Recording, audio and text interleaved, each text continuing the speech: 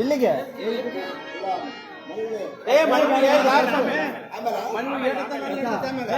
ವೇದಿಕೆ ಮುಂಭಾಗದೊಳಗೆ ಬಂದು ಎಲ್ಲರೂ ಕೂತ್ಕೊಳ್ಬೇಕು. ಪೂಜ್ಯ ಗುರುಗಳ ಒಂದು ಆಗಮನ ವೇದಿಕೆಗಾಗ್ತದೆ. ಧರ್ಮಸಭೆ ಮುಗಿದ ಮೇಲೆ ಯಾರು ಭಕ್ತಿಯಿಂದ ಕರೆಕೊಂಡು ಹೋಗ್ತೀರಿ ಅವರ ಮನೆಗೆ ಪರಮ ಪೂಜ್ಯರ ಒಂದು ಪಾದ ಪೂಜೆಗೆ ಕರ್ಕೊಂಡು ಹೋಗುವಂತವರು ಇಲ್ಲಿ ನನ್ನ ಗ್ರಾಮದ ಕಮಿಟಿಯವರ ಹತ್ರ ತಿಳಿಸಬೇಕಂತ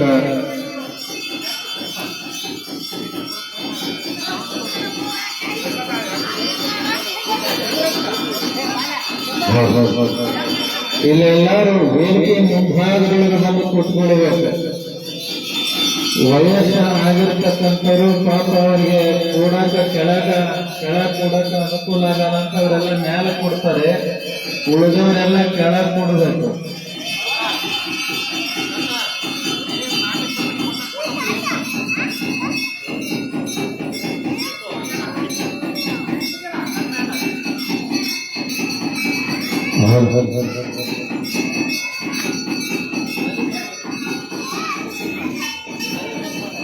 ಕಟ್ ಮಾಡೋಣ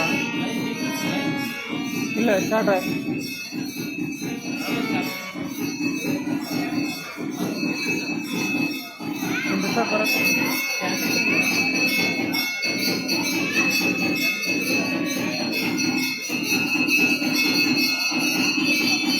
ಪರಮ ಪೂಜ್ಯ ಅಜಾತ ಶಂಭುಲಿಂಗ ಶಿವಾಚಾರ್ಯ ಮಹಾಸ್ವಾಮಿಗಳವರು ಗ್ರಾಮಕ್ಕೆ ಪಾದಾರ್ಪಣೆಯನ್ನ ಮಾಡಿದ್ದಾರೆ. ತಾವೆಲ್ಲ ಇಲ್ಲಿ ವೇದಿಕೆಯ ಮುಂಭಾಗದೊಳಗ ಬಂದು ಶಾಂತ ರೀತಿಯಿಂದ ಕೂಡಬೇಕು. ಇಲ್ಲಿ ಕಟ್ಟೆ ಮೇಲೆ ವಯಸ್ಸಾಗಿರ್ತಕ್ಕಂಥ ಪುಣ್ಯಾತ್ಮರು ಕೂತ್ಕೊಂಡಿದ್ದಾರೆ. ಉಳಿದವರೆಲ್ಲ ಸ್ವಲ್ಪ ಕೆಳಗೆ ಕೂತ್ಕೊಂಡ್ರೆ ಬಹಳ ಉತ್ತಮ ಅನ್ನಿಸ್ತದೆ.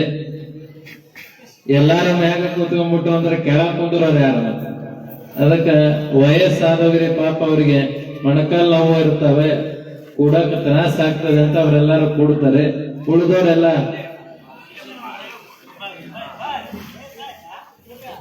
ಆಮೇಲೆ ಇಲ್ಲಿ ಮುಂಭಾಗದೊಳಗೆ ತಾಯಂದ್ರ ಬಳಗದವರು ಕೂಡ್ತಾರೆ. ಅದಕ್ಕೆ ಆದಷ್ಟು ಪರಮ ಪೂಜ್ಯರನ್ನೇನು ವೇದಿಕೆಗೆ ಆಗಮನವನ್ನ ಮಾಡ್ತಾ ಇದ್ದಾರೆ. ಪೂಜ್ಯರ ಬಂದ ಕೂಡಲೇ ಮುಂದಿನ ಒಂದು ಕಾರ್ಯಕ್ರಮ ಪ್ರಾರಂಭಗೊಳ್ಳುತ್ತದೆ. ಶರಣರು, ಸಂತರು, ಮಹಾತ್ಮರು ನಮ್ಮ ಗ್ರಾಮಕ್ಕೆ ಪಾದಾರ್ಪಣೆಯನ್ನು ಮಾಡಿದ್ದಾರೆ ಅಂತಂದ್ರೆ ಅದು ಶರಣರ ಆಶೀರ್ವಾದ. ಆದ ಕಾರಣ ತಾವೆಲ್ಲ ಸ್ವಲ್ಪ ಶಾಂತ ರೀತಿಯಿಂದ ಕೂತ್ಕೊಂಡ್ರೆ ಮುಂದೆ ಗುರುಗಳ ಆಗಮನದೊಂದಿಗೆ ಮುಂದಿನ ಕಾರ್ಯಕ್ರಮ ಪ್ರಾರಂಭಗೊಳ್ಳುತ್ತದೆ.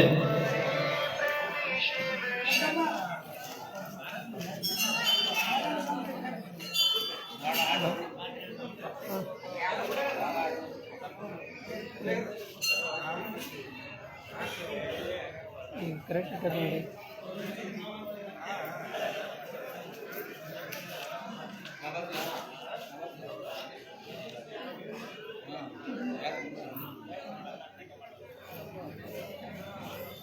ಅಂತ ಅನ್ಕೊಳ್ಳಿ. ಈಗ ಇರ್ತವೆ ಬೇರೆ ಕಡೆ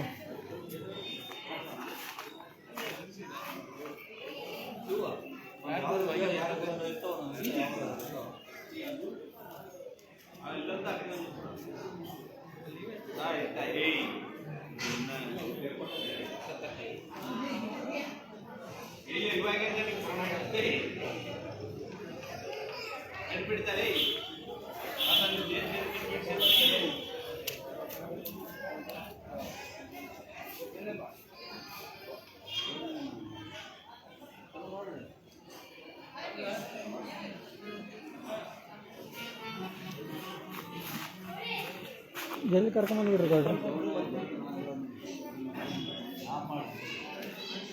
ಗೌಡ್ರೆ.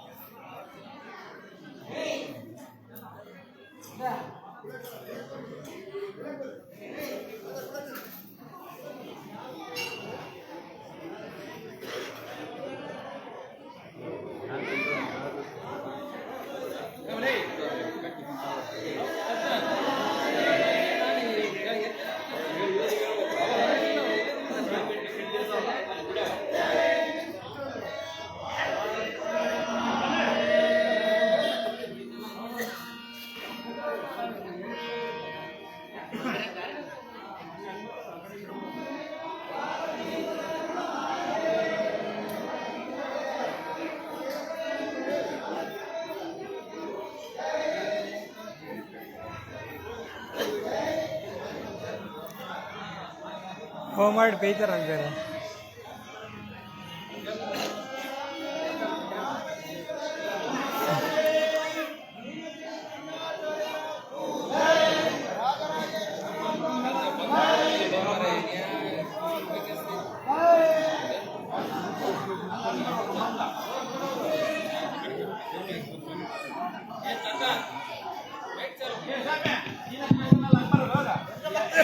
ಪೂಜ್ಯರು ವೇದಿಕೆಗೆ ದಯಮಾಡಿಸ್ತಾ ಇದ್ದಾರೆ. ಎಲ್ಲ ಭಕ್ತರು ಎತ್ತುಕೊಂಡು ಪೂಜ್ಯರನ್ನ ವೇದಿಕೆಗೆ ಸ್ವಾಗತ ಮಾಡಿಕೊಳ್ಬೇಕು.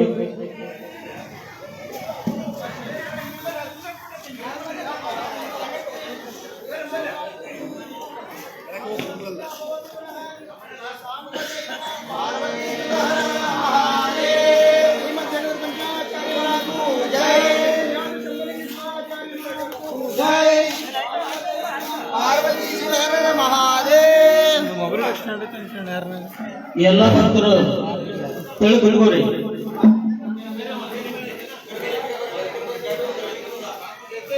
ಎಡಗಡೆ ನಿಂತ್ಕೊಂಡಿರ್ತಕ್ಕಂಥ ತಾಯಂದ್ರು ಇಲ್ಲಿ ವೇದಿಕೆ ಮುಂಭಾಗದಲ್ಲಿ ಜಾಗ ಇದೆ, ಅಲ್ಲಿ ಇಲ್ಲೇ ನಿಂತ್ಕೊಂಡಿರ್ತಕ್ಕಂಥ ತಾಯಂದ್ರು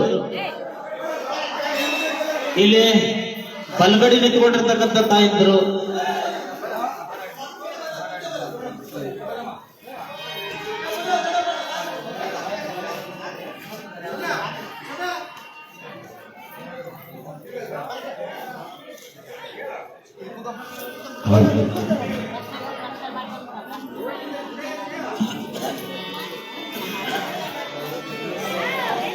ಮತ್ತೆ ಆರಾಮಲ್ಲ ಪ್ರಸನ್ನ ಮಾಡಿದ್ದಾನೆ ವಿಡಿಯೋ ಕಾಲ್ ಮಾಡಿದ್ದು ಇವಾಗ ಸ್ವಲ್ಪ ಕೇಳಬೇಕು.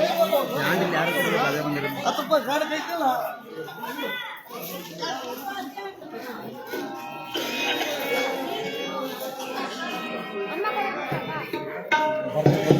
ಏನು ಎದಕ್ಕೆ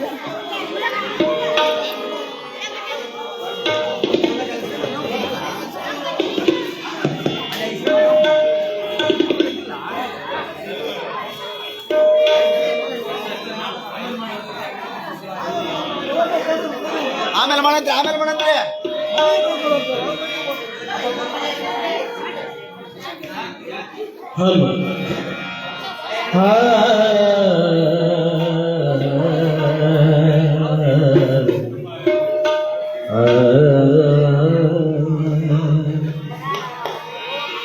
ಹೇಗೆ ಮರೆಯಲಿ ಗುರುವಿನ ಉಪಕಾರ,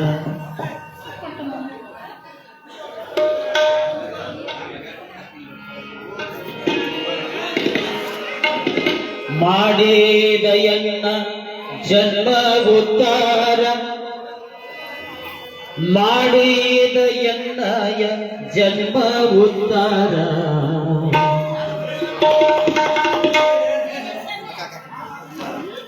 ಹೇಗೆ ಮರೆಯಲಿ ಗುರುವಿನ ಉಪಕಾರ, ಹೇಗೆ ಮರೆಯಲಿ ಗುರುವಿನ ಉಪಕಾರ. ಮಾಡಿದಯನ್ನ ಜನ್ಮ ಉದ್ಧಾರ, ಮಾಡಿದಯನ್ನ ಜನ್ಮ ಉದ್ಧಾರ, ಮಾಡಿದಯನ್ನ ಜನ್ಮ ಉದ್ಧಾರ.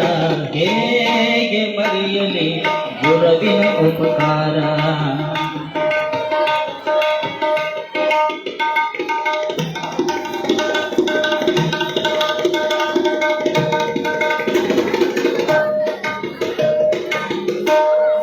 ಕೆಡಿಸಿದ ಭವದ ಕೇಸಿ ಸಂಸಾರ, ಕೆಡಿಸಿದ ವಾದ ಕೋತಿ ಕಾರ್ಬಾರ.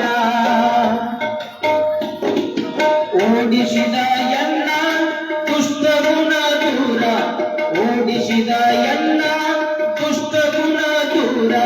ಕುಡಿಸಿದ ಎನಗೆ, ಕುಡಿಸಿದ ಎನಗೆ ಜ್ಞಾನದ ನೀರ, ಕುಡಿಸಿದ ಎನಗೆ ಜ್ಞಾನದ ನೀರ. ಹೇಗೆ ಮರೆಯಲಿ ಗುರುವಿನ ಉಪಕಾರ, ಗುರುವಿನ ಉಪಕಾರ.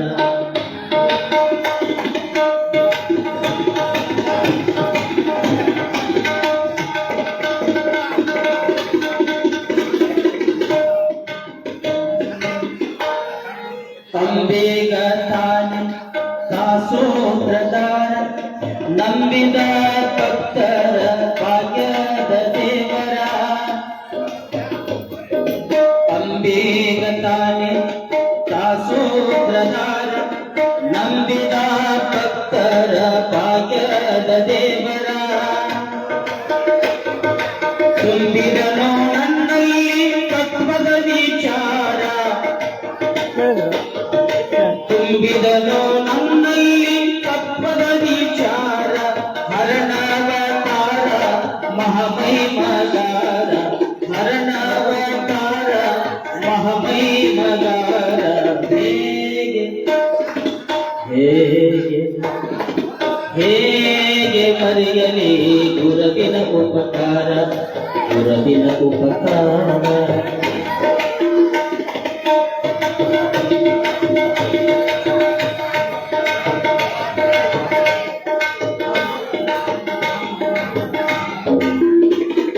ಕಂದ ನೀ ಬಾಯಂದು ಒಳಗ ಕರದಾರ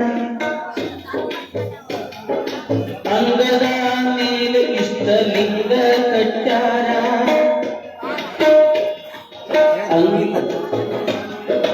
ಕಂದಾನಿ ಬಾಯಂದು ಒಳಗೆ ಕರದಾರ ಅಂಗದ ಮೇಲೆ ಇಷ್ಟಲಿಂಗ ಕಟ್ಟಾರ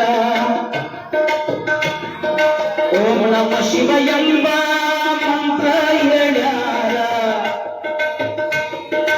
ಓಂ ನಮ ಶಿವ ಎಂಬ ಮಂತ್ರ ಹೇಳ್ಯಾರ ಕೈ ಹಿಡಿದು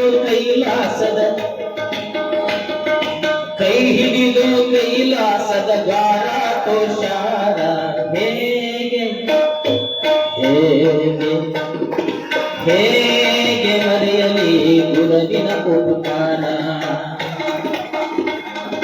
ಮಾಡಿದ ಎನ್ನ ಜನ್ಮ ಉದ್ಧಾರ ಮಾಡಿದ ಎನ್ನ ಜನ್ಮ ಉದ್ಧಾರ ಮಾಡಿದ ಎನ್ನ ಜನ್ಮ ಉದ್ಧಾರ ಹೇಗೆ ಮರೆಯಲಿ ಗುರುವಿನ ಉಪಕಾರ ಹೇಗೆ ಮರೆಯಲಿ ಗುರುವಿನ ಉಪಕಾರ ಗುರುವಿನ ಉಪಕಾರ ಗುರುವಿನ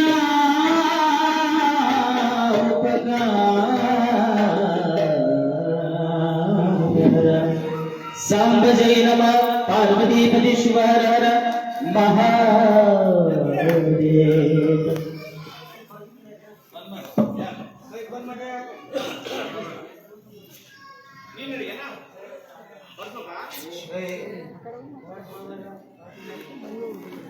ಅವೆಲ್ಲ ಸ್ವಲ್ಪ ಸಮಾಧಾನದಿಂದ ಕುಂತ್ರೆ ಏನನ್ನ ಮಾತಾಡಕ್ ಅನುಕೂಲ ಆಗ್ತದೆ. ತೆಲಿಗೊಬ್ಬರು ಮಾತಾಡಿಬಿಟ್ರಿಗಿನ ನಮ್ದೇ ತಲೆ ಕೆಟ್ಟಂಗಾಗಿಬಿಡೋದು ಪೂರ್ತಿ.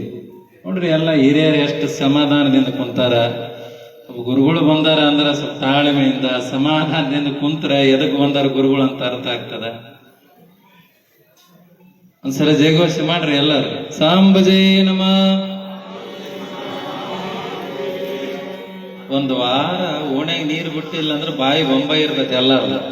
ಒಂದು ವಾರ ಓಣೆಗೆ ನೀರು ಬಿಟ್ಟಿಲ್ಲ ಅಂದ್ರ ಇಂಥದಕ್ ಮಾತ್ರ ನಮಗ್ ಬಾಯಿ ಜಲ್ದಿ ಎತ್ತೇಳಂಗಿಲ್ಲ. ಬಹಳ ಅಪರೂಪ. ಇನ್ನ ಬೆಳ್ಳತನಕ ಖಾಲಿ ಕುಂತ ಮಾತಾಡಂದ್ರ ಮಾತಾಡ್ತೇವೆ. ಬೆಳ್ಳತನಕ ಅಲ್ಲ ಅನ್ರಿ ಒಂದ್ಸಲ.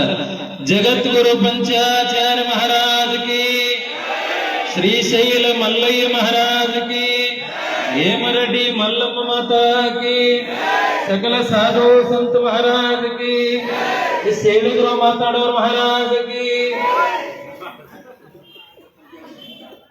ಕಾರ್ಯಕ್ರಮದ ಆರಂಭದಲ್ಲಿ ಅಣ್ಣ ಆ ಕಡೆ ಬಂದ್ಬಿಡ್ರಿ. ಬರ್ಕೊಳೋದಿತ್ತಂದ್ರೆ ಆ ಕಡೆ ಬರ್ರಿ ಇರ್ಲಿ.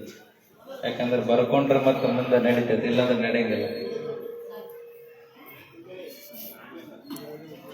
ನನ್ನ ಆರಾಧ್ಯ ಗುರು ಪರಮ ಪೂಜ್ಯ ಪುಟ್ಟರಾಜ ಕವಿ ಗುರುವರ್ಯರನ್ನ ಹಾಗೂ ಪರಮ ಪೂಜ್ಯ ಕಲ್ಲಯ್ಯಜ್ಜನವರನ್ನ ನನ್ನ ಹೃದಯ ಮಂದಿರದೊಳಗೆ ಧ್ಯಾನಿಸಿಕೊಂಡು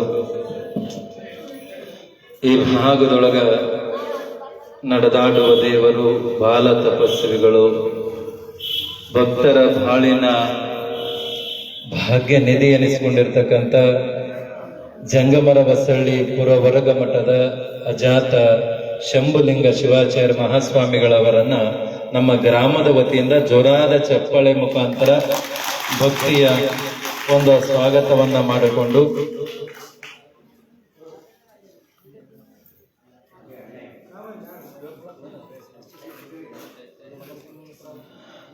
ಭಕ್ತಿಯ ಒಂದು ಸ್ವಾಗತದ ಮುಖಾಂತರ ಪೂಜ್ಯರ ಆಶೀರ್ವಾದ ಸದಾಕಾಲ ಈ ಗ್ರಾಮಕ್ಕೆ ಇರಲಿ ಅಂತ ಬೇಡಿಕೊಳ್ಳುತ್ತಾ ನಾಡಿನ ಪ್ರಖ್ಯಾತ ಗಾಯಕರು, ಪ್ರವಚನಕಾರರು, ಅನುಭಾವಿಗಳಾಗಿರ್ತಕ್ಕಂಥ ಪೂಜ್ಯ ಬಸಯ್ಯ ತಾತ್ನವರು ಅದ್ದಲಿ ಇವ್ರಿಗೊಂದ್ಸಲ ಜೋರಾದ ಚಪ್ಪಾಳೆಯೊಂದಿಗೆ ಅವರಿಗೂ ಭಕ್ತಿಯ ಸ್ವಾಗತವನ್ನು ಮಾಡಿಕೊಂಡು ಈ ಕಾರ್ಯಕ್ರಮದೊಳಗ ಭಾಗಿಯಾಗಿರ್ತಕ್ಕಂಥ ಈ ಗ್ರಾಮದ ಎಲ್ಲ ಹಿರಿಯರೇ, ಅನುಭಾವಿಗಳೇ, ಶರಣೆಯರೇ, ಶರಣ ಬಂಧುಗಳೇ, ನಿಮ್ಮೆಲ್ಲರ ಅಂತರಾತ್ಮದಲ್ಲಿ ಬೆಳಗುವಂತ ಮಹಾ ಚೈತನ್ಯಕ್ಕೆ ಈ ಶ್ರೀಧರ್ಗಡ್ಡಿ ಕಂದನ ಶರಣಾರ್ಥಿಗಳು. ಸುಮ್ಮನೆ ಆಲೋಚನೆ ಮಾಡೋಣ. ದಾರ್ಯಾಗ ಹೋಗುವಾಗ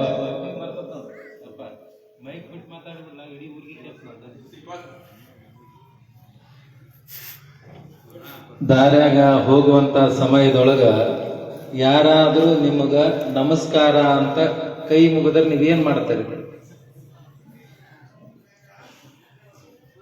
ಏನ್ ಮಾಡ್ತೀರಿ? ಒಳ್ಳೆ ನಮಸ್ಕಾರ ಅಂತೀರಿ. ಇದು ಸಂಸ್ಕಾರವಂತರಿಗೆ ಮಾತ್ರ ಗೊತ್ತಿರ್ತದ ಅಂತ. ನೀವೆಲ್ಲ ಬಹಳ ಸಂಸ್ಕಾರವಂತರು. ಯಾರಾದ್ರೂ ನಿಮಗೆ ನಮಸ್ಕಾರ ಅಂದ್ರೆ ಒಳ್ಳೆ ನಮಸ್ಕಾರ ಅಂತಾರೆ. ಮತ್ತೆ ಶರಣಾರ್ಥಿ ಅಂದಾಗ ಚಪ್ಪಳೆ ತಡ್ತಾರ ಯಾರ? ಒಳ್ಳೆ ಏನ್ ಹೇಳ್ಬೇಕ್ರಿ? ಶರಣಾರ್ಥಿಗಳು ಹೇಳ್ಬೇಕು. ಪುರಾಣಿಸ್ತಾರಲ್ರಿ ಊರಾಗ? ಇಲ್ಲ, ಮೊದಲು ಹಚ್ಚಿದ್ರಿ, ಸ್ವಲ್ಪ ಗ್ಯಾಪ್ ಆಗಿರ್ಬೇಕು, ಇದು ಇರ್ಬೇಕು. ಇರ್ಲಿ, ಆ ಮಾತು ಬೇರೆ.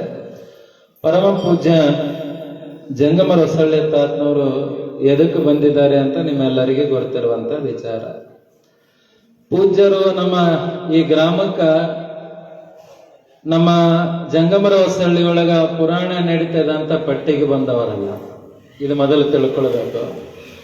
ತಾತ್ನವರು ಜಾತ್ರೆ ನಡೀತದೆ, ನಿಮ್ಮ ಹೊಲದಾಗ ಬೆಳೆದಿರ್ತಕ್ಕಂಥ ದವಸ ಧಾನ್ಯ ಕೊಡ್ರಿ ಅಂತ ಬಂದವರು ಮೊದಲೇ ಅಲ್ಲ.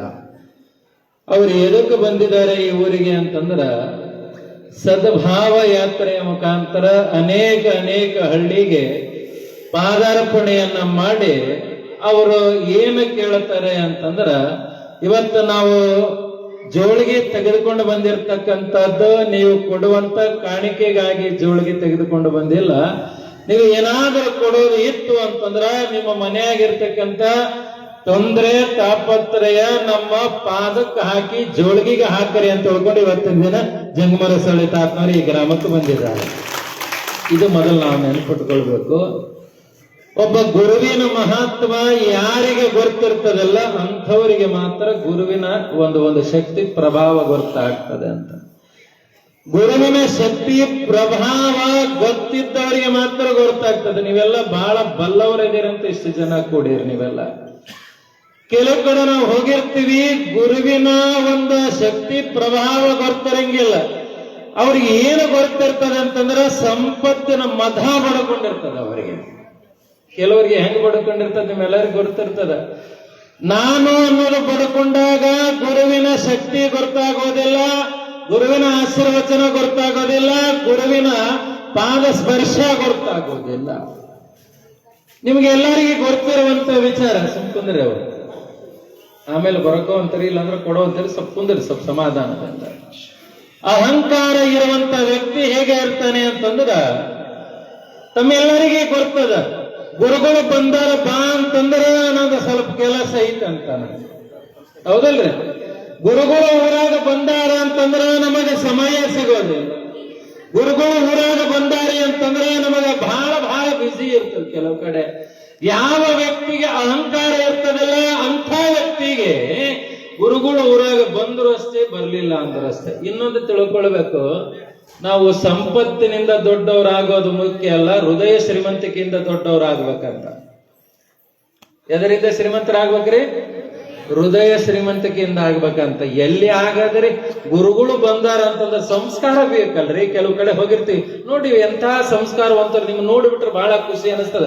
ಗುರುಗಳು ಬಂದ ಕೂಡಲೇ ಎದ್ದು ನಿಂತು ವೇದಿಕೆಗೆ ಬರೋ ಮಟ್ಟ ಎದ್ದು ನಿಂತಿದ್ರಿ, ಇದಕ್ಕೆ ಸಂಸ್ಕಾರವಂತರು ಊರು ಅಂತ ಕರೀತಾರೆ. ಕೆಲವು ಕಡೆ ನಾವು ಹೋಗಿರ್ತೀವಿ, ಸುಮ್ಮನೆ ಸಂಪತ್ತಿಗೆ ಒಡೆಯರಾಗ್ಯಾರ ಅಷ್ಟೇ ಕರೆ, ಆದ್ರೆ ಹೃದಯ ಶ್ರೀಮಂತಿಕೆಯಿಂದ ಒಡೆಯರಾಗಬೇಕಂತ. ಗುರುಗಳು ಬಂದ್ರೆ ಎದ್ದು ನಿಲ್ಲಕ್ಕಾಗವಲ್ದು ಅಂತಂದ್ರೆ ನಮಗೆ ಎಷ್ಟು ಸಂಪತ್ತಿನ ಮದ ಬಡ್ಕೊಂಡಿರ್ಬೇಕು ನಮಗ.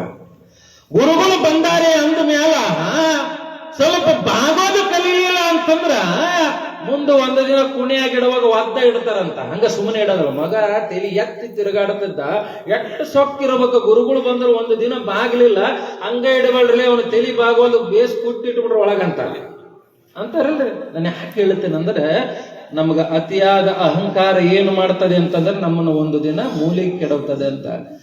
ಎಲ್ಲರಿಗೂ ಜಗತ್ತಿನೊಳಗೆ ಅಹಂಕಾರ ಇರ್ತದೆ, ಇರೋದಿಲ್ಲ ಅಂತ ಹೇಳೋದಿಲ್ಲ. ಒಂದು ಗುರುವಿನ ಮುಖಾಂತರ ಕಳ್ಕೋಬೇಕಂತ. ಗುರುಗಳು ಎದಕ್ಕೆ ಬಂದಾರ? ನಮ್ಮೊಳಗಿರ್ತಕ್ಕಂಥ ದೋಷಗಳನ್ನ ಕಳೆಯಾಕ ಬಂದಾರ, ನಮ್ಮ ಬದುಕು ಸಾರ್ಥಕತೆಯನ್ನ ಮಾಡಾಕ ಬಂದಾರ. ಸುಮ್ಮನೆ ಬಂದಿಲ್ಲ ಅವ್ರು. ಅವ್ರ ಮಠದಾಗ ಕೂತ್ಕೊಂಡು ಬಹಳ ಜನ ಭಕ್ತರು ಬರ್ತಿರ್ತಾರ, ಆರಾಮ ಲಿಂಗ ಪೂಜೆ ಮಾಡ್ಕೊಂಡು ಪ್ರಸಾದ ಮಾಡ್ಕೊಂಡು ಆರಾಮ್ರೇಪ ಅಂತ ಅಲ್ಲೇ ಇರ್ಬೋದಾಗಿತ್ತು. ಆದ್ರೆ ಇದೇ ಊರಿಗೆ ಯಾಕೆ ಬಂದಾರ ಅಂತಂದ್ರೆ, ನಿಮ್ಮೆಲ್ಲ ಕಷ್ಟಗಳನ್ನ ನನ್ನ ಜೋಳಿಗೆಗೆ ಹಾಕಿ ನೀವು ಪುಣ್ಯ ತಗೋರಪ್ಪ ಅಂತ ಬಂದಾರ ಗುರುಗಳು. ಸುಮ್ಮನೆ ಬಂದಿಲ್ಲ. ಇಡೀ ಶರೀರವನ್ನ ಗುರುಗಳು ಸಮಾಜಕ್ಕಾಗಿ ಅರ್ಪಿಸ್ತದಾರೆ, ಇಡೀ ಶರೀರವನ್ನ. ಅಂತ ಗುರುಗಳು ಬಂದಾಗ ಹೆಂಗಿರ್ಬೇಕು ಅನ್ನುವಂತ ಪ್ರಜ್ಞೆ ಇಟ್ಕೊಳ್ಬೇಕು ಅಂತ ತಿಳ್ಕೊಂಡು ಒಬ್ಬ ಕವಿ ಹೇಳ್ತಾನ. ಇವತ್ತು ಎಷ್ಟೋ ಜನಗಳಿಗೆ ಅಹಂಕಾರ ಅದ ಇಲ್ಲ ಅಂತ ಹೇಳಂಗಿಲ್ಲ, ಅದು ಕಳ್ಕೊಳ್ಳುವಂತ ಪ್ರಯತ್ನ ಮಾಡ್ಬೇಕಂತ. ಕಾಳಿದಾಸಗ ಒಂದ್ಸಲ ಅಹಂಕಾರ ಬಂದಿತ್ತಂತ. ಯಾರಿಗಂದ್ರೆ ಕಾಳಿದಾಸಗ. ಆತಗೆ ಎಂತ ಅಹಂಕಾರ ಬಂದಿತ್ತು ಅಂತಂದ್ರೆ, ಸಾಕ್ಷಾತ್ ಆ ಜಗನ್ಮಾತೆನೆ ನನಗೆ ಒಲಿದ ಆಶೀರ್ವಾದ ಮಾಡಾಳ ಅನ್ನುವಂತ ಅಹಂಕಾರ ಬಂದಿತ್ತಂತ. ಎಲ್ಲರಿಗೂ ಇರ್ತದ, ಇರೋದಿಲ್ಲ ಅಂತ ಹೇಳೋದಿಲ್ಲ. ಆ ಅಹಂಕಾರ ಇದ್ದವರಿಗೆ ಶರಣರ ವಾಣಿ ಕಿವಿಗೆ ಬಿಡಂಗಿಲ್ಲ. ಇದು ತಿಳ್ಕೊಳ್ಬೇಕ. ಗುರುಗಳು ಬಂದಾರ ಅಂತ ಸುಮ್ಮನೆ ಕುಂದ್ರದ ಗೊತ್ತಿರಂಗಿಲ್ಲ. ನೋಡಿ ಎಷ್ಟು ಶಾಂತ ರೀತಿಯಿಂದ ಕುಂತೀರಿ. ನೀವೆಲ್ಲ ಭಕ್ತಿವಂತರಿದ್ರೆ ಮಾತ್ರ ಕೂಡಕ್ ಸಾಧ್ಯ ಆಗ್ತದೆ. ಅಹಂಕಾರ ಇದ್ದವ್ರು ಎಂದಿಗೂ ಕೂಡಕ್ ಸಾಧ್ಯ ಇಲ್ಲ, ತಮ್ಮದೇ ಆದ ಲೋಕದಾಗ ಇರ್ತಾರ. ಹಂಗ ಕಾಳಿದಾಸನಿಗೆ ಸ್ವಲ್ಪ ಅಹಂಕಾರ ಬಂದಿತ್ತು. ಅವ ಎಲ್ಲಿಗೆ ಹೊಂಟಿದ್ದ ಅಂತಂದ್ರ ತಿರುಪತಿ ತಿಮ್ಮಪ್ಪನ ದರ್ಶನ ಮಾಡ್ಕೊಂಡ್ ಬರಕ್ ಹೊಂಟಿದ್ದ ಕಾಳಿದಾಸ. ಸ್ವಲ್ಪ ಕೇಳ್ರಿ ಅಣ್ಣ, ಒಂದ್ 2 ನಿಮಿಷ ಕೇಳ್ರಿ. ಜೀವನ ಪರ್ಯಂತರ ಮಾತಾಡೋದ ಕಲ್ತು ಬಿಟ್ಟಿವ್ ನಾವು ಕೂಡ. ಅದ್ ಸ್ವಲ್ಪ ಕೇಳ್ರಿ, ಗುರುಗಳು ಬಂದಾರ ಒಂದ್ ಎದಕ್ಕೆ ಏನ್ ಹೇಳಕತ್ತೀವಿ ಅಂತ. ಅಹಂಕಾರ ಎಲ್ಲರಿಗ ಅದ ಅಂತ. ಕಾಳಿದಾಸ ಒಂದು ಸಲ ಎಲ್ಲಿಗೆ ಹೊಂಟಿದ್ದ ಅಂತಂದ್ರ ತಿರುಪತಿ ತಿಮ್ಮಪ್ಪನ ದರ್ಶನ ಮಾಡ್ಕೊಂಡ್ ಬರಕ್ ಹೊಂಟಿದ್ದ. ಹೋಗುವಂತ ಸಮಯದೊಳಗ ಶ್ರೀಶೈಲ ಮಲ್ಲಯ್ಯನ ನೋಡಬಾರ್ದಂತ ಕಣ್ಣು ಮುಚ್ಚಿಕೊಂಡಿದ್ದ ಈತ. ಈ ಕೆಲವ್ರಿಗೆ ಇರ್ತದಲ್ಲ ಸಹಜವಾಗಿ, ಅವ್ರ ದೇವ್ರು ಬೇರೆ, ನಮ್ಮ ದೇವ್ರು ಬೇರೆ, ಅವ್ರ ದೇವಿ ಬೇರೆ, ನಮ್ಮ ದೇವಿ ಬೇರೆ ಅಂತ. ದೇವನೊಬ್ಬ ನಾಮ ಹಲವು ಅಂತ. ಒಬ್ಬೊಬ್ಬರಿಗೆ ಒಂದೊಂದು ತರ ಅದಾರ. ಆದ್ರೆ ಇರೋತ ಸಬ್ಕ ಮಾಲಿಕ್ ಏಕೈ ಅಂತ. ಅಂದ್ರೆ ಜಗತ್ತಿಗೆ ಒಬ್ಬನೇ, ಅದು ಗುರುವಿನ ರೂಪದೊಳಗೆ ಬರ್ತಾನ ಅನ್ನುವಂತ ತಿಳ್ಕೊಳ್ಬೇಕಲ್ಲ. ಕಾಳಿದಾಸನಿಗೆ ಅಹಂಕಾರ ಬಹಳ ಬಂದ. ಅವು ಏನ್ ಮಾಡಿದ್ದ ಅಂತಂದ್ರ, ತಿರುಪತಿ ತಿಮ್ಮಪ್ಪನ ದರ್ಶನಕ್ಕೆ ಹೋಗುವಾಗ ಶ್ರೀಶೈಲ ಮಲ್ಲಯ್ಯನ ಗುಡಿಯಿಂದ ಮುಂದೆ ಹೋಗಬೇಕಾಗಿತ್ತಲ್ಲ, ಕಣ್ಣು ಮುಚ್ಚಿಕೊಂಡ. ಶ್ರೀಶೈಲ ಮಲ್ಲಯ್ಯನ ನೋಡಬಾರ್ದು ಅಂತ. ಈಗ ಮತ್ತ ನಾವು ಸಮೇತ ಸಹಜವಾಗಿರ್ತೇವೆ. ಅಣ್ಣ ಒಂದೇ ತಾಯಿ ಗರ್ಭದೊಳಗೆ ಹುಟ್ಟಿ ಬಂದಿರ್ತೀವಿ. ಅಣ್ಣನ ಕಂಡ್ರೆ ತಮ್ಮಗಾಗೋದಿಲ್ಲ, ತಮ್ಮನ ಕಂಡ್ರೆ ಅಣ್ಣಗಾಗೋದಿಲ್ಲ. ತಮ್ಮನ ಮನೆ ಮುಂದೆ ಅಣ್ಣ ಓದ್ತಿರ್ತಾನೆ, ಈಗ ಒಳ್ಳೆ ಸಮೇತ ನೋಡಿದ್ರೆ ಈ ಕಡೆ ಅಂತ ಓದ್ತಿರ್ತಾನೆ. ಹೌದಲ್ರಿ? ಎಂತೆಂಥವ್ರಿಗೆ ಅಹಂಕಾರ ಬಂದದ ಅಂದ್ಮೇಲೆ ಅಂಥವ್ರಿಗೆ ಬರೋದು ಏನ್ ದೊಡ್ಡದಲ್ಲ, ನಮ್ಮಂಥವ್ರಿಗೆ ಬರೋದು ದೊಡ್ಡದಲ್ಲ. ಅದು ಕಳ್ಕೊಳ್ಳೋ ಪ್ರಯತ್ನ ಮಾಡ್ಬೇಕಂತ ಇವಾಗ ಕಾಳಿದಾಸ ತಿರುಪತಿ ತಿಮ್ಮಪ್ಪನ ದರ್ಶನಕ್ಕೆ ಹೋಗುವಾಗ ಶ್ರೀಶೈಲ ಮಲ್ಲಯ್ಯನ ನೋಡಬಾರ್ದಂತ ತಿಳ್ಕೊಂಡು ಕಣ್ಣು ಮುಚ್ಚಿಕೊಂಡು ಏನು ಹೊರಟನಲ್ಲ. ಓದ ಇನ್ನೇನು ತಿರುಪತಿ ತಿಮ್ಮಪ್ಪನ ದೇವಸ್ಥಾನ ಬಂದಾಗ ಕಣ್ಣು ತೆರೆಯಕ್ಕೆ ಹೋಗ್ತಾನೆ. ಇದ್ದಿದ್ದು ಕಣ್ಣಿನ ಹೋಗಿದ್ದವು. ಕಣ್ಣು ಹೋಗಿರುವಂತ ಸಮಯದೊಳಗ ತಿರುಪತಿ ತಿಮ್ಮಪ್ಪನ ಸನ್ನಿಧಾನದೊಳಗ ಕೈ ಮುಗಿದು ಬೇಡಕ ಹತ್ತಿದ. ಯಪ್ಪ, ನಾನು ಏನು ತಪ್ಪು ಮಾಡೀನಿ ಅಂತ ತಿಳ್ಕೊಂಡ ನನ್ನ ಕಣ್ಣು ತೆಗೆದುಕೊಂಡಿ ಅಂತ ದುಃಖ ಪಡಕ್ ಹತ್ತಿದ, ಅಳಕ್ ಹತ್ತಿದ. ಅವಾಗ ತಿರುಪತಿ ತಿಮ್ಮಪ್ಪ ಹಿಂಗಂತಾನ, ನೋಡಪ್ಪ ಕಾಳಿದಾಸ, ನಾವು ಜಗತ್ತಿನೊಳಗ ಒಬ್ಬತ್ತ ದೇವ್ರು, ಮಲ್ಲಯ್ಯ ಬ್ಯಾರೆ ನಾನು ಬ್ಯಾರೆ ಅಂತ ನೀ ತಿಳ್ಕೊಂಡೆ. ಮತ್ತ ಅದಕ್ಕ ಹಿಂಗಾಗ್ಯದ. ಮತ್ತ ನಿನ್ನ ಕಣ್ಣು ಬರ್ಬೇಕಂತಂದ್ರ ಶ್ರೀಶೈಲ ಮಲ್ಲಯ್ಯನ ಕೇಳುವ ಅಂದ ತಿರುಪತಿ ತಿಮ್ಮಪ್ಪ ಕಾಳಿದಾಸನಿಗೆ. ಅವ ಅಲ್ಲಿಂದ ಎಲ್ಲಿಗೆ ಬಂದ ಅಂತಂದ್ರ ಶ್ರೀಶೈಲ ಮಲ್ಲಯ್ಯನ ಸನ್ನಿಧಾನದೊಳಗ ಬಂದು, ಯಪ್ಪ ನನ್ನ ತಪ್ಪು ಆಗಿಬಿಟ್ಟದ, ನನ್ನ ಅಹಂಕಾರದೊಳಗ ಆ ಜಗನ್ಮಾತೆ ಒಲಿದಾಳ ಅನ್ನುವಂತ ಅಹಂಕಾರದಿಂದ ನಿನ್ನ ನೋಡಬಾರ್ದಂತ ತಿಳ್ಕೊಂಡು ತಿರುಪತಿಗೆ ಹೋದೆ ಅಷ್ಟೇ ಹೊರತು ನನ್ನ ತಪ್ಪಾಗ್ಯದ, ನನ್ನ ಕಣ್ಣು ನನಗೆ ಕೊಡು ಅಂದ ಕಾಳಿದಾಸ. ಅವಾಗ ಶ್ರೀಶೈಲ ಮಲ್ಲಯ್ಯ ಹಿಂಗಂತಾನ, ನೋಡಪ್ಪ ನಿನ್ನ ಕಣ್ಣು ಬರಬೇಕು ಅಂತಂದ್ರೆ ನನ್ನಿಂದ ಸಾಧ್ಯ ಅಂತ ಆಗೋದಿಲ್ಲ. ಅದಕ್ಕೆ ನಿನ್ನ ಕಣ್ಣು ಬರಬೇಕು ಅಂತಂದ್ರೆ ಇಲ್ಲೇ ಶ್ರೀಶೈಲ ಪಕ್ಕದೊಳಗೆ ಸಿದ್ದಾಪುರ ಅಂತ ಬರ್ತದ. ಆ ಸಿದ್ದಾಪುರದೊಳಗೆ ಹೇಮರೆಡ್ಡಿ ಮನೆತನದ ಮಲ್ಲಮ್ಮಗಳ ಆಕಿ ಹತ್ರ ಹೋಗು ಅಂದ. ಯಾರಂದ್ರಿ? ಶ್ರೀಶೈಲ ಮಲ್ಲಿಕಾರ್ಜುನ. ಹೀಗೆ ಅನ್ನುವಾಗ ಅಲ್ಲೇಲಿಂದ ಕಾಳಿದಾಸ ನಡ್ಕೊಂತ ಎಲ್ಲಿಗೆ ಬಂದ ಅಂತಂದ್ರೆ ಸಿದ್ದಾಪುರಕ್ಕ ಹೇಮರೆಡ್ಡಿ ಮನೆತನದ ಹತ್ರ ಬಂದು ಕೇಳುತ್ತಾನ, ಮಲ್ಲಮ್ಮ ಎಲ್ಲಿದ್ದಾಳ ಅಂತ. ಮನೆಯಾಗಿದ್ದವ್ರು ಮತ್ತೆ ಮೊದಲೇ ಕಾಡಕತ್ತಿದ್ರಲ್ಲ, ಹೆಂಗ್ ಬೇಕಾರೆ ಹಂಗ ಅಂತಿದ್ರು ಮನೆಯವರು. ಆ ಮಲ್ಲಮ್ಮ ಇಲ್ಲೆಲ್ಲಿ ಮನೆಯಾಗಿರ್ತಾಳ, ಊರ್ ಹೊರಗ ಕಾಡಿನೊಳಗ ದನ ಕರ ಕಾಯಕತ್ತಾಳ, ಅಲ್ಲಿಗೆ ಹೋಗು ಅಂದ್ರು. ಮಲ್ಲಮ್ಮಗ ಒಂದು ತಿಳ್ಕೊಳ್ಬೇಕು, ಮಲ್ಲಮ್ಮನಲ್ಲಿ ಎಂಥ ಭಕ್ತಿ ಇತ್ತು ಅಂತಂದ್ರ ಕುಂತರು ಅತ್ತೆ ಸೇರ್ತಿದ್ದಿಲ್ಲ, ಮನೆಯಾಗಿದ್ದವ್ರು ಸೇರ್ತಿದ್ದಿಲ್ಲ, ಹುಚ್ಚ ಭರ್ಮರೆಡ್ಡಿಯನ್ನ ಮಾಡಿಕೊಂಡಿದ್ಲು, ಒಬ್ಬರು ಸೇರ್ತಿದ್ದಿಲ್ಲ. ಆ ಹೆಣ್ಮಗಳಿಗೆ ಒಂದೊಂದ್ ಸ್ವಲ್ಪ ಪುರುಸತ್ತಿಗಿದ್ದಿಲ್ಲ. ಅಡಿಗೆ ಮಾಡ್ತಿದ್ಲು, ಮುಸುರಿ ತಿಕ್ತಿದ್ಲು, ಬಟ್ಟೆ ತೊಳಿತಿದ್ಲು, ದನ ಕಾಯ್ತಿದ್ಲು, ಕಸ ಹೊಡ್ತಿದ್ಲು, ಅತ್ತೆಯ ಕಾಲು ಒತ್ತುತ್ತಿದ್ಲು, ಏನೆಲ್ಲ ಮಾಡ್ತಿದ್ದ. ಆದ್ರೆ ಬಿಡುವಿನ ಸಮಯದೊಳಗ ಮಲ್ಲಯ್ಯನನ್ನ ಹೃದಯ ತುಂಬಿಕೊಂಡ ರೆಡ್ಡಿ ಕುಲದ ಬಂಗಾರದ ಕತ್ತಿಯಾದಳು ಮಲ್ಲಮ್ಮ. ಬಿಡುವಿನ ಸಮಯದೊಳಗ ಮಲ್ಲಮ್ಮ ಊರ್ ಹೊರಗ ಕಾಡಿನೊಳಗ ಎಮ್ಮೆ ಕಾಯ್ತಿದ್ಲಲ್ಲ, ದನ ಕಾಯ್ತಿದ್ಲಲ್ಲ, ಅಲ್ಲಿಗೆ ಬಂದವ ಕಾಳಿದಾಸ. ಹುಡುಕುತ್ತ ಬಂದ ಮಲ್ಲಮ್ಮ ಕುಳ್ಳು ಬಡಿಯಕ್ ಕಟ್ಟಿದ್ಲು. ಊರೊಳಗ ಒಂದು ಸಣ್ಣದ ಗುಡಿಸಲ ಹಾಕೊಂಡಿರುವಾಗ ಇವ ಬಂದ, ಯವಾ ಹಿಂಗ ನಾನು ಕಾಳಿದಾಸ ಬಂದಿನವ, ನನಗ ನಿನ್ನ ಹತ್ರ ಕಣ್ಣದವಂತ ಕೊಡು ಅಂತ ಕೇಳಿದ ಕಾಳಿದಾಸ.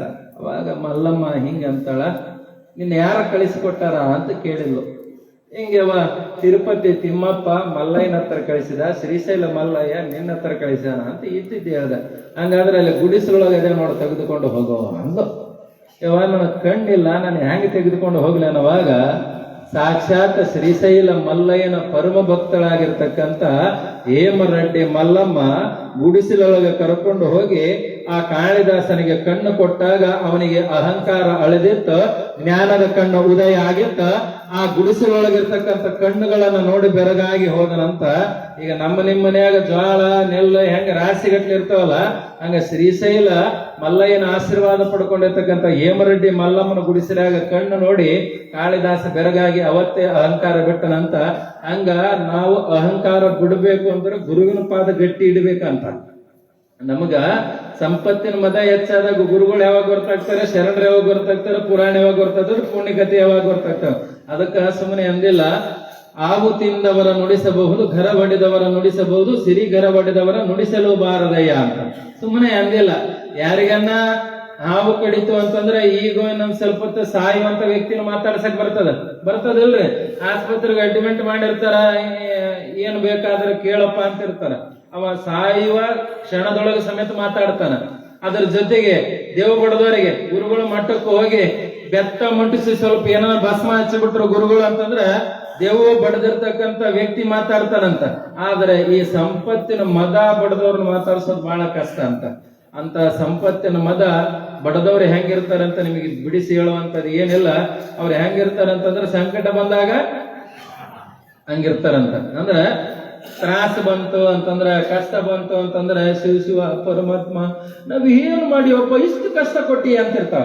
ಕಷ್ಟ ಬಂದಾಗ ಸ್ವಲ್ಪ ಸುಖ ಹೆಚ್ಚಾಗ್ಬಿಡ್ತಂದ್ರ ತಾತ್ಮರು ಬಂದಾರ ಊರಕ್ ಬರ್ತಾರ, ನಮ್ಗಿರಬೇಕಾಯ್ತು, ನಮ್ಗ ನಮ್ಮ ರಗಡ ತಾತ್ಮರು ಬಂದ್ರ ಇವು ಬೆಂದಿಲ್ಲ ಅಂತ ತಿಳ್ಕೊಳ್ಬೇಕು. ಬೆಂದವರು ಬದುಕಿನೊಳಗ ನೊಂದವರು ಅವ್ರು ಹೆಂಗಿರ್ತಾರ ಅಂತಂದ್ರ ಗುರುವನ್ನ ಹೊರತು ಜಗತ್ತಿನೊಳಗೆ ಯಾರೂ ಇಲ್ಲ ಅನ್ನಂಗಿರ್ತಾರಂತ. ಹಂಗ ಗುರುವಿನ ಗುಲಾಮರಾಗಿ ಬದುಕುವಂತ ಹಳ್ಳಿ ಯಾವ್ದಾದ್ರೂ ಇದ್ರೆ ಇದು ಹೊಸಹಳ್ಳಿ ಗ್ರಾಮ ಅಂತ ಬಹಳ ಖುಷಿಯಿಂದ ಹೇಳ್ಬೇಕಾಗ್ತದೆ.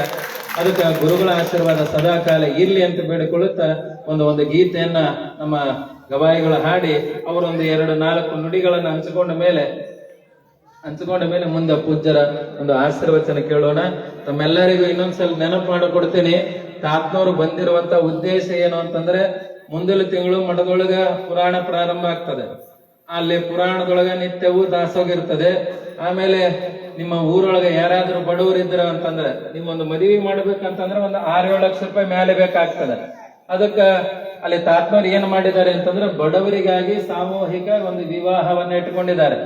ಅದು ಏನು ವಿಶೇಷತೆ ಅಂತಂತಂದ್ರೆ, ನೀವು 1 ಅಲ್ಲ 2 ಅಲ್ಲ, ಇಡೀ ಊರೊಳಗ ಎಷ್ಟೇ ಬಡವರಿದ್ರ ಸಮೇತ ಅಲ್ಲಿ ಮದುವೆ ಮಾಡಿಕೊಡಕ ಗುರುಗಳು ಸಿದ್ಧತೆಯನ್ನ ಮಾಡಿಕೊಂಡಿದ್ದಾರೆ ಎನ್ನುವಂತ ವಿಚಾರವನ್ನ ತಿಳಿಸುತ್ತಾ, ಯಾರಾದರೂ ಬಡವರು ಮದುವೆ ಆಗುವಂತವ್ರಿದ್ರೆ ಅಲ್ಲಿ ಹೆಸರುಗಳನ್ನ ಕೊಡಬೇಕು. ಆಮೇಲೆ ಹೆಣ್ಮಗಳಿಗೆ 18 ವರ್ಷ, ಗಣಮಗನಿಗೆ 21 ವರ್ಷ. ಮತ್ತೆ 2ನೇ ಮದುವೆ ಆಗುವಂತವ್ರಿಗೆ ಅವಕಾಶ ಇಲ್ಲ. ಮತ್ತೆ ಹೇಳ್ಯಾರ ಅಂತ ತಿಳ್ಕೊಂಡು ಕಲೆ ಬಿದ್ದು 2 ಮದುವೆ ಆಗಿ ಮತ್ತೆ ತ್ರಾಸ ಮಾಡಂಗ ಆಗಬಾರದು. ಯಾಕಂತಂದ್ರೆ ಒಬ್ಬರಿಗೆ ಒಬ್ಬರೇ ಚಲೋ ಅಂತ. ಅದಕ್ಕೆ ನಮ್ಮ ಗವಾಯಿಗಳ ಗೀತೆಯನ್ನ ಹಾಡಿದ್ಮೇಲೆ ಮುಂದಿನ ಕಾರ್ಯಕ್ರಮಕ್ಕೆ ಬರೋಣ.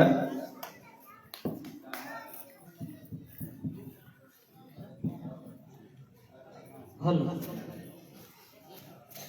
ಹಲೋ ಹಲೋ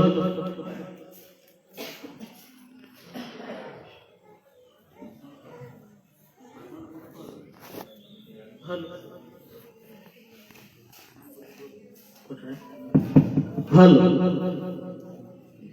ಇದುವರೆಗೆ ಬಹಳ ಸುಂದರವಾಗಿ ಕೆಲವೊಂದಿಷ್ಟು ವಿಚಾರಗಳನ್ನ ನೀಡಿರುವಂತ ದೊಡ್ಡ ಬಸವಾದಿ ಶಾಸ್ತ್ರಿಗಳು ಸುಂದರವಾಗಿ ಮಾತನಾಡಿದರು. ನಾನು ಒಂದಿಷ್ಟು ಮಾತನಾಡಿದೆ ಅಂತ ತಿಳ್ಕೊಂಡಂತರು ನಾನೇನು ಮಾತಾಡೋದಿಲ್ಲ. ಯಾಕಂದ್ರ ಮಾತಾಡ್ಕೋತ ಹೋದಂದ್ರ ನನ್ನ ಬದುಕು ಹೇಗಾಗ್ತದ್ರ, ಒಂದ್ ಕಡೆ ಹೇಳ್ತಾರೆ ಸೂರ್ಯನ ಮನೆಯಲ್ಲಿ ಸೊಡರಿನ ಸೆಡಗರದೆ ಅಂತ ಹೇಳ್ತಾರ. ಅಂದ್ರೆ ಸೂರ್ಯನ ಮನಿ ಒಳಗ ಸೂರ್ಯನ ಮನಿ ಇರ್ತದ, ಅದ್ರೊಳಗ ದೀಪದ ಬೆಳಕು. ನಾನು ಜಗ್ಗ ಬೆಳಕು ನೀಡ್ತೀನಿ, ನನ್ನಲ್ಲಿ ಬಹಳಷ್ಟು ಬೆಳಕು ನೀಡುವಂತ ಶಕ್ತಿ ಐತೆ ಅಂತ ದೀಪ ಏನಾದ್ರು ಅಂತಂದ್ರ ಅದೇನಾರ ಅಂತಂದ್ರ ಹಂಗಾಗುತ್ತೆ ನನ್ನ ಬದುಕು. ಹಾಗೆ ನಮ್ಮ ನಿಮ್ಮೆಲ್ಲರಿಗೆ ಸೂರ್ಯನ ಉಪಾಧಿ ಒಳಗ ಸೂರ್ಯನ ಬೆಳಕಿನ ಕಿರಣದಂತೆ ಜ್ಞಾನದ ವಿಚಾರವನ್ನ, ತತ್ವದ ವಿಚಾರವನ್ನ ನೀಡುವಂತ ಸಮರ್ಥ ಪೂಜರು ವೇದಿಕೆ ಮೇಲೆ ಅದಾರ. ಹೇಗಿದ್ದ ಮೇಲೆ ನಾನೇನ್ ಮಾತಾಡ್ಲಿ, ಏನು ಮಾತಾಡೋದಿಲ್ಲ. ಪೂಜರ ಬಗ್ಗೆ ಒಂದೇ ಒಂದು, ಪೂಜರು ಯಾಕೆ ಈ ಒಂದು ಸದ್ಭಾವನೆ ಯಾತ್ರೆ ಹಾಕೊಂಡಾರ ಅಂತ ತಿಳ್ಕೊಂಡಂದ್ರೆ, ಪೂಜರಿಗೆ ಬಹಳ ತಪಸ್ವಿಗಳು ಅಂತ ತಿಳ್ಕೊಂಡಂತಾರೆ. ಯಾಕೆ? ಅವರು ಬಾಲ್ಯ ಇದ್ದಾಗ ಪ್ರತಿ ವರ್ಷ 11 ದಿನಗಳ ಪರ್ಯಂತರವಾಗಿ ಮೌನಾನುಷ್ಠಾನ ಕಾರ್ಯಕ್ರಮ, ಜಪ ತಪ ಸ್ನಾನ ಮೌನ ಹೀಗೆ ಮಾಡ್ಕೋತ ಬಂದಾರ. ಆ ಒಂದು ತಪಸ್ಸಿನ ಪುಣ್ಯದ ಫಲವನ್ನ ಈ ಭಕ್ತ ಜನರಿಗೆ ಅದನ್ನ ದಯಪಾಲಿಸ್ಬೇಕು, ಅದನ್ನ ನೀಡಬೇಕು ಎನ್ನುವಂತ ಒಂದು ವಿಚಾರವನ್ನು ಇಟ್ಕೊಂಡು ಈ ಸದ್ಭಾವನೆ ಯಾತ್ರೆ ಕಾರ್ಯಕ್ರಮ ಹಮ್ಮಿಕೊಂಡಾರ. ಹಾಗಾಗಿ ಪೂಜರಿಗೆ ನಾವೆಲ್ಲರೂ ಕೂಡ ಒಂದ್ಸಲ ಜೋರಾಗಿ ಚಪ್ಪಾಳಿಯನ್ನು ಹೊಡೆಯೋದ್ರ ಮುಖಾಂತರ ಅವರಿಗೆ ಭಕ್ತಿ ಸಮರ್ಪಣೆಯನ್ನು ಗೈದು, ಅಜೋರು ಹೇಳಿದ್ರು ಶ್ರೀಮಂತಿಕೆ ಮದಪ ಕೆಲವ್ರಿಗೆ ಬಂದಿರ್ತದ. ಅಷ್ಟು ಗಳಿಸೀನಿ ಇಷ್ಟು ಗಳಿಸೀನಿ, ಅಷ್ಟು ಐತಿ ಇಷ್ಟ ಐತಿ ಅಂತೇಳಿ ಮದ ಬಂದಿರ್ತದ. ಎಷ್ಟೇ ಇರ್ಬಲ್ಲಕ್ಕ, ಎಷ್ಟೇ ಗಳಿಸಿರ್ಬಲ್ಲಕ್ಕ, ಎಂಥ ಭವ್ಯವಾಗಿರ್ತಕ್ಕಂಥ ಮನಿನ ಕಟ್ಟಿರ್ಬಲ್ಲಕ್ಕ ನಾವು ಹೋಗೋ ಮುಂದ ಏನೂ ಒಯ್ಯೋದಿಲ್ಲ. ಹಾಗಾಗಿ ನಾವೆಂತ ಭವ್ಯವಾಗಿರ್ತಕ್ಕಂಥ ಮನೆ ಕಟ್ಟಿಸಿದ್ರು ಕೂಡ ಕೊನೆಗೊಂದು ದಿವಸ ನಾವಿರುವಂತಹ ಜಾಗನ ಬ್ಯಾರೈತಿ, ಜಾಗನೇ ಬ್ಯಾರೈತಿ.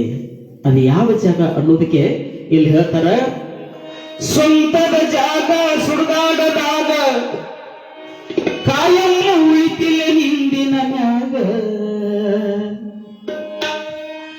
ಏನೈತಿ ಜೀವನದಾಗ ಹೋಗುದೊಮ್ಮೆ ಮನ್ನಾಗ, ಚಿಂತಿಲ್ಲದೆ ಕೂಡುವುದೈತಿ ಜಂತಿಲ್ಲದ ಮನೆಯಾಗ,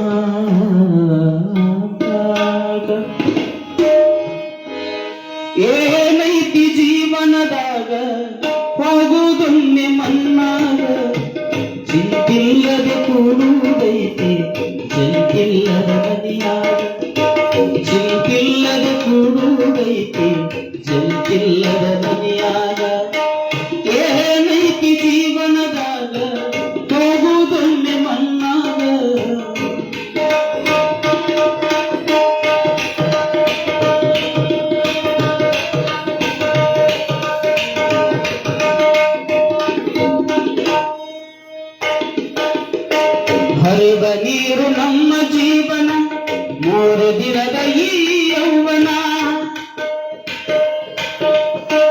ಹರಿದ ನೀರು ನಮ್ಮ ಜೀವನ, 3 ದಿನದ ಈ ಯೌವನ. ಸಂಸಾರ ಎಂಬುವುದೊಂದು ಸಾಗುವ ಟ್ರೇನ, ಸಂಸಾರ ಎಂಬುವುದೊಂದು ಸಾಗುವ ಟ್ರೇನ. ಯಾತಕ ಸೋಕಿ ಮಾಡ್ತೀರಿ ಗಳಿಸಿ, ಯಾತಕ ಸೋಕಿ ಮಾಡ್ತೀರಿ ಗಳಿಸಿ, ಸಾವು ಬರುವುದು ನಿಮ್ಮನ್ನು ಹುಡುಕಿ. ಏನೈತಿ ಜೀವನದಾಗ ಹೋಗುವುದೊಮ್ಮೆ ಮಣ್ಣಾಗ, ಚಿಂತಿಲ್ಲದೆ ಕೂಡುವುದೈತಿ ಜಂತಿಲ್ಲದ ಮನೆಯಾಗ.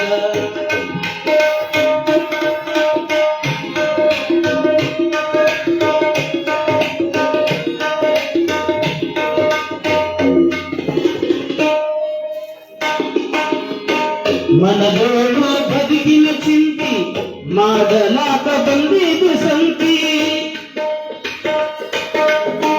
ಮನದೋಳು ಬದುಕಿನ ಚಿಂತಿ, ಮಾಡಲಾಕ ಬಂದಿದ್ದು ಸಂತಿ. ಸಂತಿ ತೀರಿದ ಬಳಿಕ ವಾಡಿಗೋಗಿ ಕುಂತಿ, ಸಂತಿ ತೀರಿದ ಬಳಿಕ ವಾಡಿಗೋಗಿ ಕುಂತಿ. ಕಟ್ಟಿದ ಬುತ್ತಿ ಇಲ್ಲೇ ಇಟ್ಟಿ, ಕಟ್ಟಿದ ಬುತ್ತಿ ಇಲ್ಲೇ ಇಟ್ಟಿ, ಗಡಿಗಡಿ ಹಾದಿ ಕಟ್ಟಿದ ತಂತಿ. ಏನೈತಿ ಜೀವನದಾಗ ಹೋಗುವುದೊಮ್ಮೆ ಮಣ್ಣಾಗ, ಚಿಂತಿಲ್ಲದ ಕೂಡುವುದೈತಿ ಜಂತಿಲ್ಲದ ಮನೆಯಾಗ.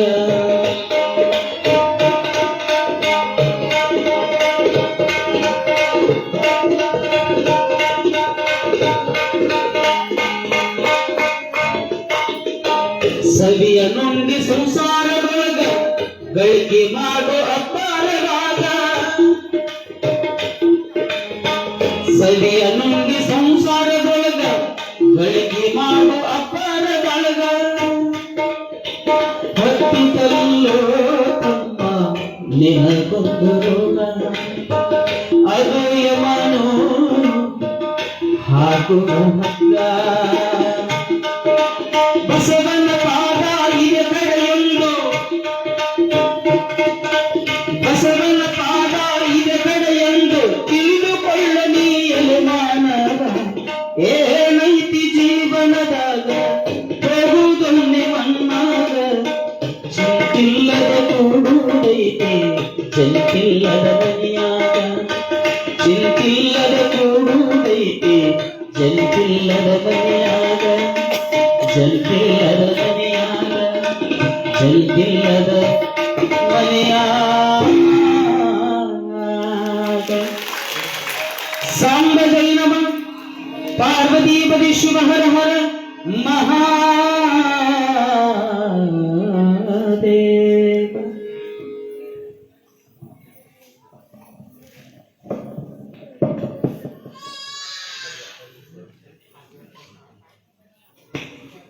ಇನ್ನು ಮುಂದೆ ಪೂಜ್ಯರು ಆಶೀರ್ವಚನವನ್ನ ಕೈಪಾಲಿಸ್ತಾರೆ. ಶಾಸ್ತ್ರಗಳು ಮಾತಾಡುವಾಗ, ನಾ ಹಾಡುವಾಗ, ನಾನು ಮಾತನಾಡುವಾಗ ಏನೋ ಒಂದು ಮಾತು 2 ಮಾತು ಮಾತಾಡಿರ್ಬೇಕು. ಆಗ ಪೂಜ್ಯರ ಒಂದು ಆಶೀರ್ವಚನ ನಡೆದಾಗ ಸೂಜಿ ಬಿದ್ರೆ ಆಗ ಎಲ್ಲರೂ ಕೂಡಿ ಪೂಜ್ಯರ ಆಶೀರ್ವಚನವನ್ನ ಕೇಳೋಣ.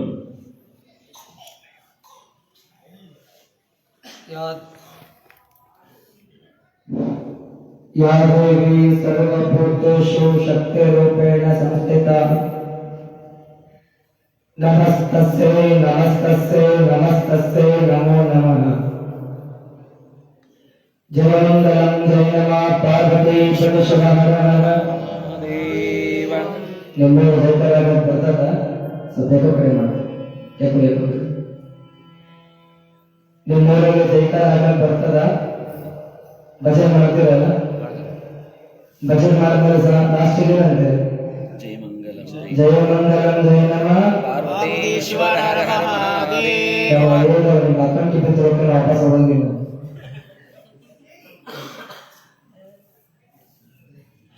ಜೈಕಾರ ಹಾಕಿದ್ರೆ 2400 ಬರ್ತದೆ ನನಗೆ. ಶ್ರೀಮದ್ ಜಗದ್ಗುರು पंचाचार्य महाराज की जय, श्री विश्व स्वामी महाराज की जय.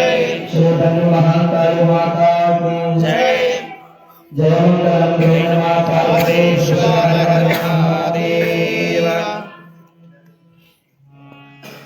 ಆರಂಭದಲ್ಲಿ ದಯಾಗಣ ಗುರುಪಟ್ಟದ ಸ್ವಾಮಿಯನ್ನ, ಗುರು ಅಖಂಡ ಪರಶುರಾಮೂರ್ತಿ ಶಿವಾಚಾರ್ಯ ಸ್ವಾಮಿಯನ್ನ ಎಲ್ಲ ಹೃದಯ ಮಂಡಲದಲ್ಲಿ ಸ್ಮರಿಸಿಕೊಂಡು ಆರಿಸಿಕೊಂಡು ಹೆಚ್ಚು ಹೊಸಳ್ಳಿ ಗ್ರಾಮದ ಪುಣ್ಯತಾಣದ ಪುಣ್ಯ ದೇವರಾಗಿರುವ ಶ್ರೀ ಈಶ್ವರ ಸ್ವಾಮಿಯ ಸನ್ನಿಧಾನಕ್ಕೆ, ಶ್ರೀ ಬನ್ನಿ ಮಹಾಕಾಳಿ ಮಾತೆಯ ಸನ್ನಿಧಾನಕ್ಕೆ ಭಕ್ತಿಪೂರ್ವಕವಾಗಿ ನಮಸ್ಕರಿಸಿ ಶ್ರೀಮಠದ ಜಾತ್ರಾ ಮಹೋತ್ಸವದ ಅಂಗವಾಗಿ ಸಾಗಿಕೊಂಡು ಬಂದಿರುವಂತಹ 8ನೇ ವರ್ಷದ 8ನೇ ದಿನದ ಸದ್ಭಾವ ಯಾತ್ರೆಯ ಕಾರ್ಯಕ್ರಮ ದುಷ್ಟಗಳ ಭಿಕ್ಷಾಟನೆ ಸದ್ಗುಣಗಳ ದೀಕ್ಷೆ ಎನ್ನುವಂತಹ ಕಾರ್ಯಕ್ರಮದಲ್ಲಿ ನಾಡಿನ ಹೆಸರಾಂತ ಪ್ರವಚನಕಾರರಾಗಿರುವಂತಹ ಮಾತನಾಡಿರುವಂತಹ ಶ್ರೀ ವೀರಮೂರ್ತಿ ಶ್ರೀಧರ ಕರಬದಿನಿಯ ದೊಡ್ಡ ಬಸಯ್ಯ ಶಾಸ್ತ್ರಿಗಳಾದರೆ ಸಂಗೀತದೊಂದಿಗೆ ಮತ್ತು ಪ್ರವಚನದೊಂದಿಗೆ ತಮ್ಮದೇ ಆಗಿರುವಂತಹ ಸೇವೆಯನ್ನ ನೀಡುತ್ತಿರುವಂತಹ ಬಸಯ್ಯ ಸ್ವಾಮಿಯವರೇ ಹಾಗೂ ಹೊಸಳ್ಳಿ ಗ್ರಾಮದ ಸಮಸ್ತ ಸದ್ಭಕ್ತರೇ, ವಾತ್ಸಲ್ಯ ಮೂರ್ತಿಗಳ ಮಾತೆಯರೇ, ವಾತ್ಸಲ್ಯ ಮೂರು ತಾಯಂದಿರೇ, ಮುದ್ದು ಮಕ್ಕಳೇ, ಗ್ರಾಮದ ವೀರ ಮಹೇಶ್ವರರೇ, ವೇದ ಪಂಡಿತರೇ, ನಿಮ್ಮೆಲ್ಲರ ಅಂತರಂಗದಲ್ಲಿ ನೆಲೆಸಿರುವಂತಹ ಭಗವಂತನ ಜೊತೆಗೆ ಶರಣು ಶರಣಾರ್ಥಿ. ಪಟ್ಟಾಧಿಕಾರ ಆಗಿ 10 ವರ್ಷವಾಯಿತು. 8 ವರ್ಷಗಳ ಪರ್ಯಂತರವಾಗಿ ಒಂದೇ ಹತ್ತಿರ ಸುಮಾರು 4-5 ದೇವಸ್ಥಾನ ಇರುವಂತಹ ಊರು. ಈಶ್ವರ ಸ್ವಾಮಿ ದೇವಸ್ಥಾನ, ಪುತ್ರಲಿಂಗೇಶ್ವರ ಸ್ವಾಮಿ ದೇವಸ್ಥಾನ, ಆಂಜನೇಯ ಸ್ವಾಮಿಯ ದೇವಸ್ಥಾನ, ನವಗ್ರಹ ಸ್ವಾಮಿಯ ದೇವಸ್ಥಾನ, ಹೀಗೆ ಗ್ರಾಮ ದೇವತೆ ದೇವಸ್ಥಾನ, ಬನ್ನಿ ಮಹಾಕಾಳಿ ಎಲ್ಲ ಒಂದೇ ಹತ್ರ ಇರುವಂತಹ ಏಕೈಕ ಊರು ಅಂದ್ರೆ ಅದು ಹೆಚ್ಚು ಹೊಸಳ್ಳಿ ಗ್ರಾಮ ಎನ್ನುವಂತಹ ಮಾತನ್ನ ಬಹಳಷ್ಟು ಖುಷಿ ಹೇಳಲಿಕ್ಕೆ ಬಯಸ್ತೀವಿ. ನಾವು ನಿಮ್ಮ ಊರಿಗೆ ಬರೋದಕ್ಕಿಂತ ಮುಂಚೆ ಒಂದು 4-5 ಜನರು ನಿಮ್ಮ ಊರಿನ ಬಗ್ಗೆ ಒಂದಿಷ್ಟು ನನಗೆ ವಿಷಯಗಳನ್ನ ಹೇಳಿದ್ರು. ಯಾವ ಊರೈತ್ರಿ ನಾಳೆ ಸದ್ಭಾವ ಯಾತ್ರೆ ಅಂತ ಕೇಳಿದ್ರು. ಆಗ ನಾವಂದ್ವಿ ಹೆಚ್ಚು ಹೊಸಳ್ಳಿ ಗ್ರಾಮದಲ್ಲೇ ಐತೆ, ಅಲ್ಲಿ ಯಾಕೆ ಒಪ್ಕೊಂಡು ಹೋಗ್ಬೇಕಂದ್ರು. ಅಲ್ಲಿ ಭಕ್ತರಪ್ಪ ಎಲ್ಲ ವ್ಯವಸ್ಥೆ ಮಾಡ್ಯಾರ, ಧರ್ಮದ ಕಾರ್ಯಗಳನ್ನು ಮಾಡ್ತಾ ಇದ್ದಾರ, ನಾವು ಹೋಗ್ತೀವಿ ಅಂತ ಹೇಳಿದಾಗ ಅವರಂದ್ರು ಆ ಹೊಸಳ್ಳಿ ಹೆಚ್ಚು ಹೊಸಳ್ಳಿಯಲ್ಲಿ ಒಂದಿಷ್ಟು ಹುಚ್ಚು ಹೊಸಳ್ಳಿ ಅಂತ ಹೇಳಿದ್ರು. ಅದಕ್ಕೆ ನಾವು ಹೇಳಿದೀವಿ ಅದು ಹುಚ್ಚು ಹೊಸಳ್ಳಿನೇ ಕರೆ, ಆದರೆ ಭಕ್ತಿ ತುಂಬಿದಂತಹ ಊರು ಹೆಚ್ಚು ಹೊಸಳ್ಳಿ ಅಂತ ನಾವು ಹೇಳಿದ್ವಿ. ಭಕ್ತಿಯ ಹುಚ್ಚಿನ ತುಂಬಿರುವಂತಹ ಗ್ರಾಮ ಅದು ಹೆಚ್ಚು ಹೊಸಳ್ಳಿ ಎನ್ನುವಂತಹ ಗ್ರಾಮ ಅಂತ ನಾವು ಬಹಳಷ್ಟು ಖುಷಿಯನ್ನು ಹೇಳಿದ್ವಿ. ನಾವು ಹೇಳಿದ್ದಕ್ಕೂ ನೀವೆಲ್ಲ ಇಷ್ಟು ಸಂಭ್ರಮದಿಂದ ಆಚರಣೆ ಮಾಡಿದ್ದಕ್ಕೂ ಸಾಕ್ಷಿಯಾಗಿ ಸತ್ಯವಾಗಿ ಎನ್ನುವಂತಹ ಮಾತನ್ನು ಸಹಿತ ಬಹಳಷ್ಟು ಖುಷಿಯಿಂದ ಹೇಳಲಿಕ್ಕೆ ಬಯಸ್ತೇವೆ. ಜೊತೆಗೆ 8 ವರ್ಷಗಳ ಪರ್ಯಂತರವಾಗಿ ದುಷ್ಟಗಳ ಭಿಕ್ಷಾಟನೆ ಜೊತೆಗೆ ಸದ್ಗುಣಗಳ ದೀಕ್ಷೆ ಕಾರ್ಯಕ್ರಮದ ಜೊತೆಗೆ ನಾವು ಕಾರ್ಯಕ್ರಮ ಮಾಡ್ಕೊಂಡು ಬರ್ತಾ ಇದ್ದೀವಿ. ಆದ್ರೆ 8 ವರ್ಷಗಳಲ್ಲಿ 8ನೇ ಊರು ಒಂದು ವಿಶೇಷವಾದಂತಹ ಊರು. ಕಾರಣ ಏನು ಅಂತಂದ್ರೆ ನಿಮ್ಮೂರಾಗ ಆ ಬನ್ನಿ ಮಹಾಕಾಳಿ ದೇವಸ್ಥಾನ ನಿಲ್ಕೊಂಡು ಈಶ್ವರ ಸ್ವಾಮಿಯ ಸನ್ನಿಧಾನದವರೆಗೂ ಗುರುಗಳ ಪಾದ ಕೆಳಗೆ ಒಂದು ಹೆಜ್ಜೆ ಇಡ್ಲಾರಂಗ ಪ್ರತಿಯೊಂದು ಹೆಜ್ಜೆಗೂ ಹೂವಿನಿಂದ ತುಂಬಿಸಿರುವಂತಹ ಗ್ರಾಮ, ಭಕ್ತಿಯಿಂದ ನೆಲೆಸಿರುವಂತಹ ಗ್ರಾಮ ಅದು ಹೆಚ್ಚು ಹೊಸಳ್ಳಿ ಗ್ರಾಮ ಎನ್ನುವಂತಹ ಮಾತನ್ನು ಸಹಿತ ಬಹಳಷ್ಟು ಖುಷಿಯಿಂದ ಹೇಳಲಿಕ್ಕೆ ಬಯಸ್ತೇವೆ. ಜೊತೆಗೆ ಸಾಮಾನ್ಯವಾಗಿ ಮನೆಗಳಿಗೆ ಗುರುಗಳನ್ನ ಪಾಠ ಪೂಜೆ ಕರ್ಕೊಂಡು ಹೋದಾಗ ಅಲ್ಲಿ 1ನೇ 2ನೇ ಒಂದಿಷ್ಟು ನೀರು ಕೆಳಗೆ ಚೆಲ್ತಾ ಇರ್ತಾವ, ತಟ್ಟೆಯನ್ನ ಬಿಟ್ಟು ಕೆಳಗೆ ಚೆಲ್ತಾ ಇರ್ತಾವ. ಆದ್ರೆ ಹೆಚ್ಚು ಹೊಸಳಿ ಗ್ರಾಮದಲ್ಲಿ ಗುರುಗಳು ಹಾಕಿರುವಂತಹ ಪಾದದ ನೀರು ಇದು ನೆಲಕ್ಕೆ ಬರಬಾರದು, ತಟ್ಟಗಳಿಂದ ತಿಳ್ಕೊಂಡು ಒಂದಾಗಿ ಕೆಳಗೆ ಚೆಲ್ಲಾಗ ಆ ಪಾವಿತ್ರ್ಯತೆಯನ್ನು ಕಾಪಾಡಿಕೊಂಡಿರುವಂತಹ ಪಾವನದ ಪಾವಿತ್ರ್ಯವನ್ನು ಕಾಪಾಡಿಕೊಂಡು ಬಂದಿರುವಂತಹ ಗ್ರಾಮ ಅದು ಹೆಚ್ಚು ಹೊಸಳಿ ಗ್ರಾಮ ಎನ್ನುವಂತಹ ಮಾತನ್ನು ಸಹಿತ ಬಹಳಷ್ಟು ಖುಷಿಯಿಂದ ಹೇಳಲಿಕ್ಕೆ ಬಯಸ್ತೇವೆ. ಇವತ್ತಿನ ಜೀವನದಲ್ಲಿ ನೀವೆಲ್ಲರ ನೋಡಿ ಒಂದು ಸಣ್ಣ ಕಥೆ ನಿಮಗೆ ಬರ್ತವೆ. ಒಮ್ಮೆ ಒಬ್ಬ ಗಂಡ ಹೆಂಡತಿಗೆ ಹೇಳಿದಂತೆ, ಏನ್ ಹೇಳ್ತಾರ, ನಾನು ಇವತ್ತು ಬೇಟೆ ಆಡಕ್ಕೆ ಹೋಗ್ತೀನಿ ಅಂತ ಹೆಂಡತಿಗೆ ಹೇಳಿದ. ಹೆಂಡತಿ ಆಯ್ತು ಹೋಗುವ. ಅವ ಮೀಸೆ ಬಿಟ್ಟು ದಪ್ಪ ಇದ್ದ, ಎತ್ತರ ಇದ್ದ, ಬಹಳ ಕಷ್ಟಪಡ್ತ ಇದ್ದ. ಆಯ್ತು ನೀವು ಹೋಗ್ಬಾರ್ದು. ಅವ ಮನೆಗೆ ಹೋದ, ಬಡ ಗನ್ ತಗೊಂಡು ಹೊಸರು ದಾಟಿ ಹೋಗ್ಬೇಕಂತ ಹೋದ. 10 ನಿಮಿಷ ಆದ ಸಹಿತ ಆ ಕಡೆಯಿಂದ ಈ ಕಡೆ, ಈ ಕಡೆಯಿಂದ ಕಡೆ, ಆ ಕಡೆಯಿಂದ ಈ ಕಡೆ, ಈ ಕಡೆಯಿಂದ ತಿರುಗುತ್ತಾ ಇದ್ದ. ಆ ತಿರುವಾಗ ಹೆಂಡತಿ ಹೇಳಿದ್ದು, ಅಲ್ಲಿ ನೀವು ಭೇಟಿಯಾಡಕ್ಕೆ ಹೋಗ್ತೀನಿ ಕಾಡಿಗೆ, ಹುಲಿ ಭೇಟಿಯಾಡಕ ಹೋಗ್ತೀನಿ ಅಂತ ಹೇಳಿದ್ರಲ್ಲ, ಮತ್ತೆ ಇಲ್ಲಿ ಯಾಕೆ ನಿಂತೀರ ಅಂತ ಕೇಳಿದ್ರು. ಅದ ಗಂಡಂದ, ಹೋಗ್ತಾ ಇದ್ದೆ, ಅಲ್ಲಿ ಎದುರಿಗೆ ನಾಯಿ ಮಕ್ಕಳಕ್ಕೆ ನಾನು ಹೋಗಲ್ಲ ಅಂತ ಹೇಳಿದ್ರು. ಏನು, ನಾಯಿ ಮಕ್ಕಳಕ್ಕೆ ನಾನು ಹೋಗಲ್ಲ ಅಂತ ಹೇಳಿದ್ರು. ಅಂದ್ರೆ ನಾಯಿಯನ್ನ ದಾಟಿ ಹುಲಿ ಬೇಟೆ ಆಡಕ್ಕೆ ಹೋಗದೇ ಇರುವಂತ ಮನುಷ್ಯ, ಹುಲಿ ಬೇಟೆ ಆಡಕ್ಕೆ ಹೋಗಿರುವಂತ ಮನುಷ್ಯ ನಾಯಿಗೆ ಇದರಲ್ಲೇ ಕೂತ್ಕೊಂಡ. ಆದ್ರೆ ಹೆಚ್ಚು ಹೊಸಳ್ಳಿ ಗ್ರಾಮ ಸದ್ಭಕ್ತರು ಇವರು ಸಹಿತ ಭೇಟಿ ಆಗಕ್ಕೆ ಬಂದರು. ಅಲ್ಲಿ ಬೇಟೆ, ಇಲ್ಲಿ ಭೇಟಿ. ಯಾವ ಭೇಟಿಯನ್ನ ಮಾಡಕ್ ಬಂದ್ರಿ? ಗುರುಗಳ ಭೇಟಿಯನ್ನ ಮಾಡಕ್ ಬಂದ್ರೆ ಆ ನಾಯಿಯಾಗಿ ಅಡ್ಡ ಬಂತಲ್ಲ, ನಿಮ್ಮಲ್ಲಿ ಸೀರಿಯಲ್ ಎನ್ನುವಂತ ನಾಯಿಗಳು ಬಂದವು. ಹಾಗೆ ನಮ್ಮ ತಂದೆ ಬರುವರು ಕಟ್ಟಿ ಕುಂತು ಸುದ್ದಿಯಲ್ಲಿ ಅಂತ ನಾಯಿಗಳು ಬಂದವು. ಅವೆಲ್ಲವನ್ನ ಮೀರಿ ಗುರುಗಳ ಪ್ರೀತಿಯಿಂದ ಹೃದಯಪೂರ್ವಕವಾಗಿ ಭೇಟಿ ಆಗೋದಕ್ಕೆ ಬಂದಿರುವಂತಹ ಗ್ರಾಮ ಅದು ಹೆಚ್ಚು ಹೊಸಳಿ ಗ್ರಾಮ ಎನ್ನುವಂತಹ ಮಾತನ್ನು ಸಹಿತ ಬಹಳಷ್ಟು ಖುಷಿಯಿಂದ ಹೇಳಲಿಕ್ಕೆ ಬಯಸ್ತೇವೆ. ನಾವು ನಮ್ಮ ಜೀವನದಲ್ಲಿ ಒಂದು ವಿಶೇಷವಾದಂತಹ ಆ ಭಗವಂತ ಕೊಟ್ಟಂತಹ ಜೀವನವನ್ನ ನಾವೆಲ್ಲರೂ ಬದುಕಬೇಕು.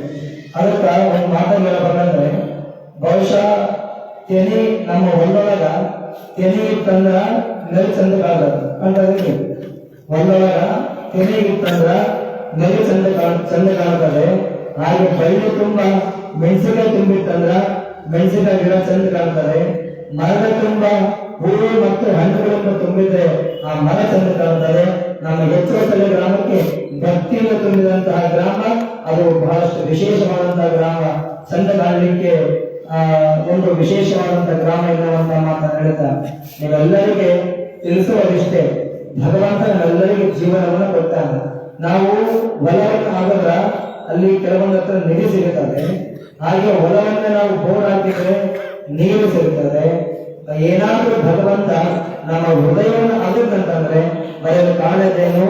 ದ್ವೇಷ, ಅಸೂಯ, ಹೊಟ್ಟೆ ಕಿಚ್ಚು, ಅಸೂಯೆ, ಒಡೆದಾಟ, ಬೆಳೆದಾಟ ಇದೇ ಕಾಣ್ತಾ ಇರ್ತಾರೆ ನಮ್ಮ ಜೀವನದಲ್ಲಿ.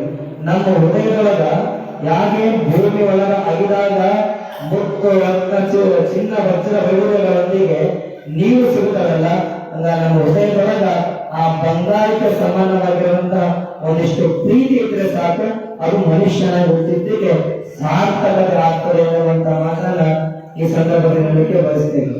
ನಾವು ಜೀವನದಲ್ಲಿ ಯಾರ್ಯಾರನ್ನೋ ಭೇಟಿ ಆಗ್ತಿರ್ತೇವೆ, ಯಾರ್ಯಾರ ಹತ್ರ ಹೋಗ್ತಾ ಇರ್ತೇವೆ, ಎಲ್ಲೆಲ್ಲೋ ಹೋಗ್ತಾ ಇರ್ತೇವೆ, ಯಾವ್ಯಾವ ಸ್ಥಳಕ್ಕೆ ಹೋಗ್ತಾ ಇರ್ತೀವಿ, ಬರ್ತಾ ಇರ್ತೇವೆ.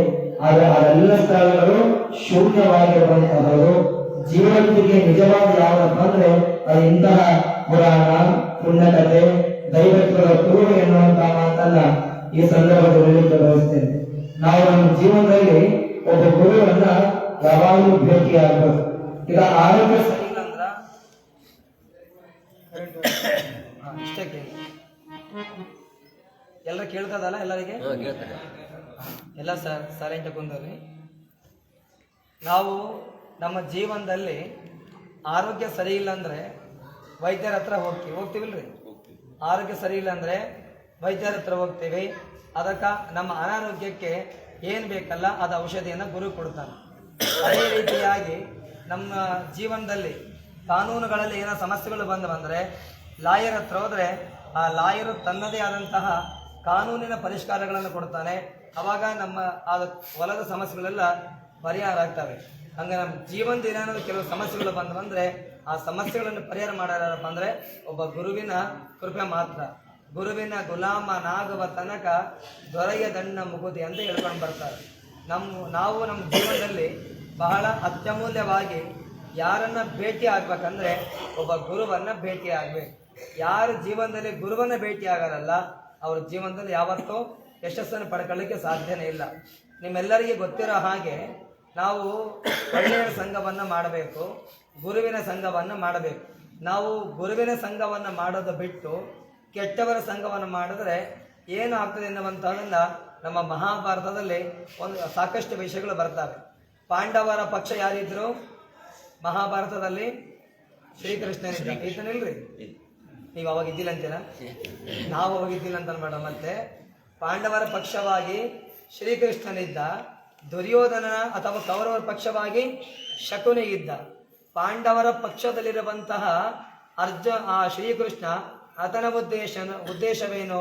ಧರ್ಮ ಜಾಗೃತಿಯನ್ನು ಮೂಡಿಸಬೇಕು, ಧರ್ಮದ ರಕ್ಷಣೆಯನ್ನು ಮಾಡಬೇಕು, ಧರ್ಮ ಸಂಸ್ಕೃತಿಯನ್ನು ಬೆಳೆಸಬೇಕು, ನಮ್ಮ ಸನಾತನವನ್ನು ಬೆಳೆಸಬೇಕೆನ್ನುವಂತಹ ಮನುಕುಲದ ಒಳಿತನ್ನು ಮಾಡಬೇಕು, ಮನುಕುಲದ ಉದ್ಧಾರವನ್ನು ಮಾಡಬೇಕೆನ್ನುವಂತಹ ಸತ್ಸಂಕಲ್ಪ ಯಾರ್ದು?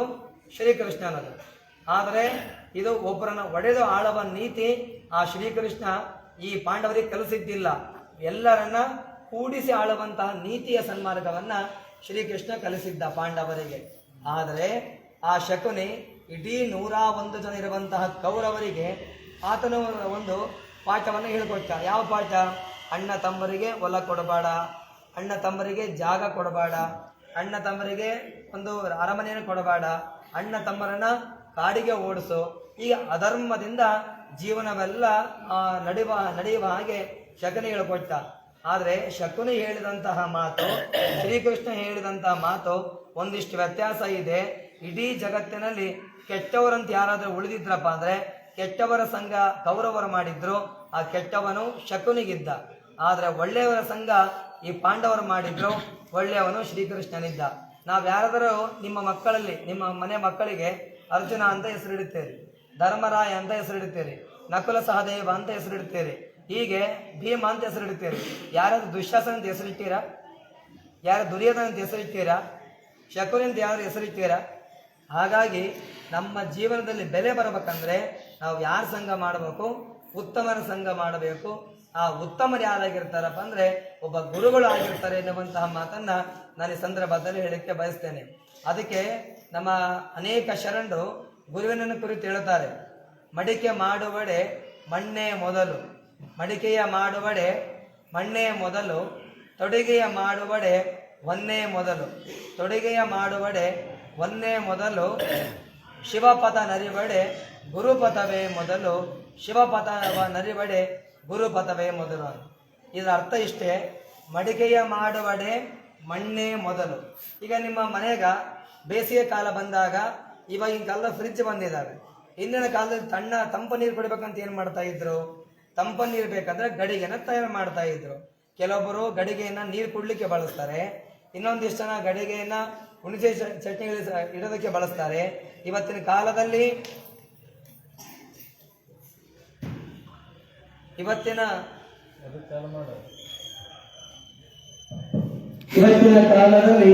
ನಾವೀಗ ಫ್ರಿಡ್ಜ್ ಬಳಸ್ತೇವೆ, ಆದ್ರೆ ಅವತ್ತಿನ ಕಾಲದಲ್ಲಿ ಹುಣಸೆ ಚಟ್ನಿಯ ಗಡಿಗೆ ಬಳಸ್ತಾ ಇದ್ರು, ಕುಂಕುಮವನ್ನು ನೋಡೋದಕ್ಕೆ ಗಡಿಗೆ ಬಳಸ್ತಾ ಇದ್ರು. ಹಾಗೆಯೇ ಏನಾದ್ರು ಪ್ರಸಾದ ಮಾಡಬೇಕಂದ್ರೆ ಸಹಿತ, ಅಡಿಗೆ ಮಾಡಬೇಕಂದ್ರೆ ಸಹಿತ ಗಡಿಗೆಯನ್ನು ಬಳಸ್ತಾ ಇದ್ರು. ಆ ಗಡಿಗೆ ತಯಾರಾಗಬೇಕಂದ್ರೆ ಮಣ್ಣು ಮುಖ್ಯವಾಗಿ ಆಗಿರ್ತದಲ್ಲ, ಹಾಗೆ ನಾವೆಲ್ಲ ಕೈಯಲ್ಲಿ ಬರಸೈತನ್ನ ಹಾಕೊಳ್ತೇವೆ, ಬಂಗಾರ ಸೈಲನ್ನ ಹಾಕೊಳ್ತೇವೆ, ಕೊರಳಲ್ಲಿ 2 ತಾಯಿಯಂದರು ಅದೆಂತ ಅಂತೀರಿ ನೀವು? ಕೊಳ್ಳಾಗ ಮಾಂಗಲ್ಯ ಸೈನದು ಏನು ನಮಗೆ ಗೊತ್ತಿಲ್ಲ. ಅವರು ಮಾಂಗಲ್ಯ ಸೈನ, ಮಾಂಗಲ್ಯ ಸೈನ ಅಂತ ಈಗ ಎಲ್ಲ ಆಭರಣಗಳು ತಯಾರಾಗಬೇಕಾದ್ರೆ ಮೊದಲು ಬಂಗಾರ ಮುಖ್ಯ. ಹಾಗೆ ಶಿವಪಥ ನರಿವಡೆ ಗುರುಪಥವೇ ಮೊದಲು, ಗುರುಪಥವೇ ಮೊದಲು ತಿಳ್ಕೊಂಡು ಬಂದ್ರು. ನಿಮಗೆ ಚಂದ ಅರ್ಥ ಆಗುವ ಹಾಗೆ ಹೇಳ್ಬೇಕಂದ್ರೆ ಒಬ್ಬ ಗುರುವಿನ ಕೃಪೆ ಆಗಿರ್ತದೆ, ಒಬ್ಬ ಗುರುವಿನ ಆಶೀರ್ವಾದ ಆಗಿರ್ತದಂದ್ರೆ, ಒಮ್ಮೆ ಒಬ್ಬ ಇಬ್ಬರು ಶಿಷ್ಯರು ಸೊಲ್ಲಾಪುರ ಸಿದ್ದರಾಮೇಶ್ವರ ಹತ್ರ ಹೋಗ್ತಾರೆ. ಅಲ್ಲಿ ಸೇವೆಯನ್ನ ಮಾಡ್ತಾರೆ. ಸೇವೆಯನ್ನು ಮಾಡ್ತಾ ಇರುವಂತಹ ಆ ಸಿದ್ದರಾಮೇಶ್ವರ ಹತ್ರ ಇರುವಂತಹ ಇಬ್ಬರು ಭಕ್ತರು ಸುಮಾರು ಅವರು ಪ್ರವಚನ ಹೇಳ್ತಾರೆ. ಯಾಕಂದ್ರೆ ಹೆಚ್ಚು ವರ್ಷದಲ್ಲಿ ನಾವು ಬಂದಿದ್ದೀವಲ್ಲ, ಅದೇ ರೀತಿಯಾಗಿ ನೀವೆಲ್ಲ ಕೂತ್ಕೊಂಡು ಪ್ರವಚನ ಕೇಳ್ತಾ ಇದ್ದೀರಲ್ಲ, ಅದೇ ರೀತಿಯಾಗಿ ಗುರುಗಳು ಕೂತ್ಕೊಂಡು ಎಲ್ಲರೂ ಪ್ರವಚನ ಮಾಡ್ತಾ ಇರ್ತಾರೆ. ಸುಮಾರು ಒಂದು 2,000 ಜನ ಇರ್ತಾರ. ಅವರೆಲ್ಲರಿಗೆ ಒಂದು ಮಾತನ್ನು ಹೇಳ್ತಾರ, ನೋಡಪ್ಪ, ನಾನು ಅನುಷ್ಠಾನ ಮಾಡ್ತಾ ಇದ್ದೇನೆ, 48 ದಿನಗಳ ಪರ್ಯಂತರವಾಗಿ ಅನುಷ್ಠಾನ ಮಾಡ್ತೇನೆ. ನೀವು 48 ದಿನ ಯಾರು ನನ್ನ ಜೊತೆಗೆ ಇರ್ತೀರಿ, ಹೆಂಡತಿ, ಮಕ್ಕಳು, ಮನೆ, ಮಠ ಎಲ್ಲ ಬಿಟ್ಟು ನನ್ನ ಜೊತೆ ಯಾರು ಇರ್ತೀರಲ್ಲ ಅವ್ರು ಮಾತ್ರ ನನ್ನ ಜೊತೆಗೆ ಇರ್ಲಿ ಅಂತ ಹೇಳ್ತಾರೆ. ಯಾರು ಕೈ ಇರ್ತಾರಂದ್ರೆ ಯಾರು ಕೈ ಇರ್ತಲ್ಲ. ಈಗ ನಿಮ್ಮ ಸಲ ಬಂದೀವಿ, 48 ದಿನ ನೀವು ಅನುಷ್ಠಾನ ಮಾಡ್ತೀನಿ ಅಂತ ಹೇಳ್ತೀವಿ. ಯಾರು ಕೈ ಇರ್ತೀರಿ? ಮನೆಗೆ ಹೋಗ್ಬಾರ್ದು, ಸೀರಿಯಲ್ ನೋಡ್ಬಾರ್ದು, ಟಿವಿ ನೋಡ್ಬಾರ್ದು, ಫೋನ್ ಮಾಡಿ ನೋಡ್ಬಾರ್ದು. ಯಾರು ಕೈ ಇರ್ತೀರಾ? ದೇವರನ್ನ ಯಾರು ಇಟ್ಟಂಗಿಲ್ಲ. ಹೇಳೋದ ಬಿಡೋದ ಅನುಷ್ಠಾನ ಮಾಡಂತೀವಿ. ಆದ್ರೆ ಸಿದ್ದರಾಮೇಶ್ವರ ಅನುಷ್ಠಾನವನ್ನ ಮಾಡ್ಬೇಕಾದ ಇಬ್ಬರು ವ್ಯಕ್ತಿಗಳು ಕೈ ಎತ್ತಿದ್ದಾರೆ. 2,000 ಜನದಲ್ಲಿ ಇಬ್ಬರು ಕೈ ಎತ್ತಿದ್ದಾರ. ಆ ಇಬ್ಬರ ಜೊತೆಗೆ ಅವರ ಸೇವಕರೊಂದಿಗೆ ಅನುಷ್ಠಾನವನ್ನ ಪ್ರಾರಂಭ ಮಾಡ್ತಾರೆ. ಗುರುಗಳು ಹೇಳಿರ್ತಾರಲ್ಲ, ನಿಮ್ಮ ಮನೆಗ ಸಾವಾದ್ರೂ ಹೋಗಂಗಿಲ್ಲ, ಹುಟ್ಟು ಆದ್ರೂ ಹೋಗಂಗಿಲ್ಲ, ಮೈಲಿಗೆ ಆದ್ರೂ ಹೋಗಂಗಿಲ್ಲ, ಅಥವಾ ಮುಚ್ಚೆಟ್ಟಾದ್ರೂ ಹೋಗಂಗಿಲ್ಲ, ಏನಾದ್ರೂ ಸಹಿತ ಹೋಗಂಗಿಲ್ಲ, ನೀವು ಇಲ್ಲೇ ಇರ್ಬೇಕಂತಂದೇಳಿ ಗುರುಗಳು ಸಿದ್ದರಾಮೇಶ್ವರ ಅಪ್ಪಣೆಯನ್ನು ಮಾಡ್ತಾರ. ಸರಿ ಆಯ್ತು ಗುರುಗಳು ಅಂತ ಇಬ್ಬರು ಸೇವೆಯನ್ನು ಪ್ರಾರಂಭ ಮಾಡ್ತಾರ. ಗುರುಗಳು ಎದ್ದೇಳಕ್ಕಿಂತ ಮುಂಚೆ ಬೆಳಗ ಮುಂಜಾನೆ 4 ಗಂಟೆ ಗುರುಗಳು ಎದ್ರೆ 3 ಗಂಟೆಗೆ ಶಿಷ್ಯರೆದ್ದು ಗುರುಗಳ ಪೂಜೆಗೆ ಏನು ವ್ಯವಸ್ಥೆ ಬೇಕಲ್ಲ, ಪ್ರಸಾದಕ್ಕೆ ಏನು ವ್ಯವಸ್ಥೆ ಬೇಕಲ್ಲ, ಎಲ್ಲ ವ್ಯವಸ್ಥೆಯನ್ನು ಸಿದ್ಧತೆ ಮಾಡ್ತಾರೆ. ಮನೆಯ ಆ ಮಠದಲ್ಲಿ ಕಸವನ್ನು ಬಳಿದು ಆ ಬಂಡೆಯನ್ನ ಒರೆಸಿ ಆ ಸೆಗಣಿ ನೀರು ಹಾಕಿ ಎಲ್ಲ ಪೂಜೆ ವ್ಯವಸ್ಥೆ ಮಾಡ್ತಾರ. ಪೂಜಕ ಹೂಗಳನ್ನು ತಂದಿಡ್ತಾರ, ಕರ್ಪೂರ, ಕಾಯಿ, ಹಣ್ಣನ್ನ ತಯಾರು ಮಾಡ್ತಾರ. ಎಲ್ಲ ಸಿದ್ಧತೆ ಮಾಡಿದ್ಮೇಲೆ ಸಿದ್ದರಾಮೇಶ್ವರ ತಮ್ಮ ಪೂಜೆಯನ್ನ ಅನುಷ್ಠಾನವನ್ನು ಪ್ರಾರಂಭ ಮಾಡ್ತಾರ.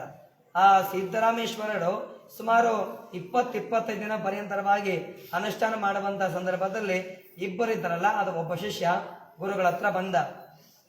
ಗುರುಗಳೇ ನಮ್ಮ ಮನ್ಯಾಗ ನನ್ನ ಹೆಂಡತಿಗೆ ಹೆರಿಗೆ ನಾನು ಹೋಗ್ತೀನಿ ಅಂದ.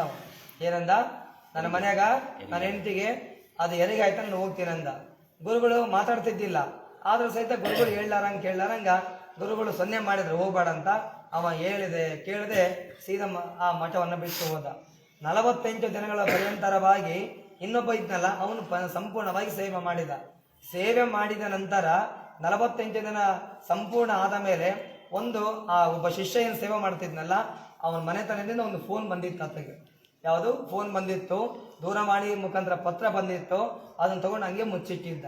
ಅದರೊಳಗೆ ಏನಿತ್ತಂತಂದ್ರೆ ಅದನ್ನ ಬಹಳ ಗುಪ್ತವಾಗಿ ಮುಚ್ಚಿಟ್ಟಿದ್ದ.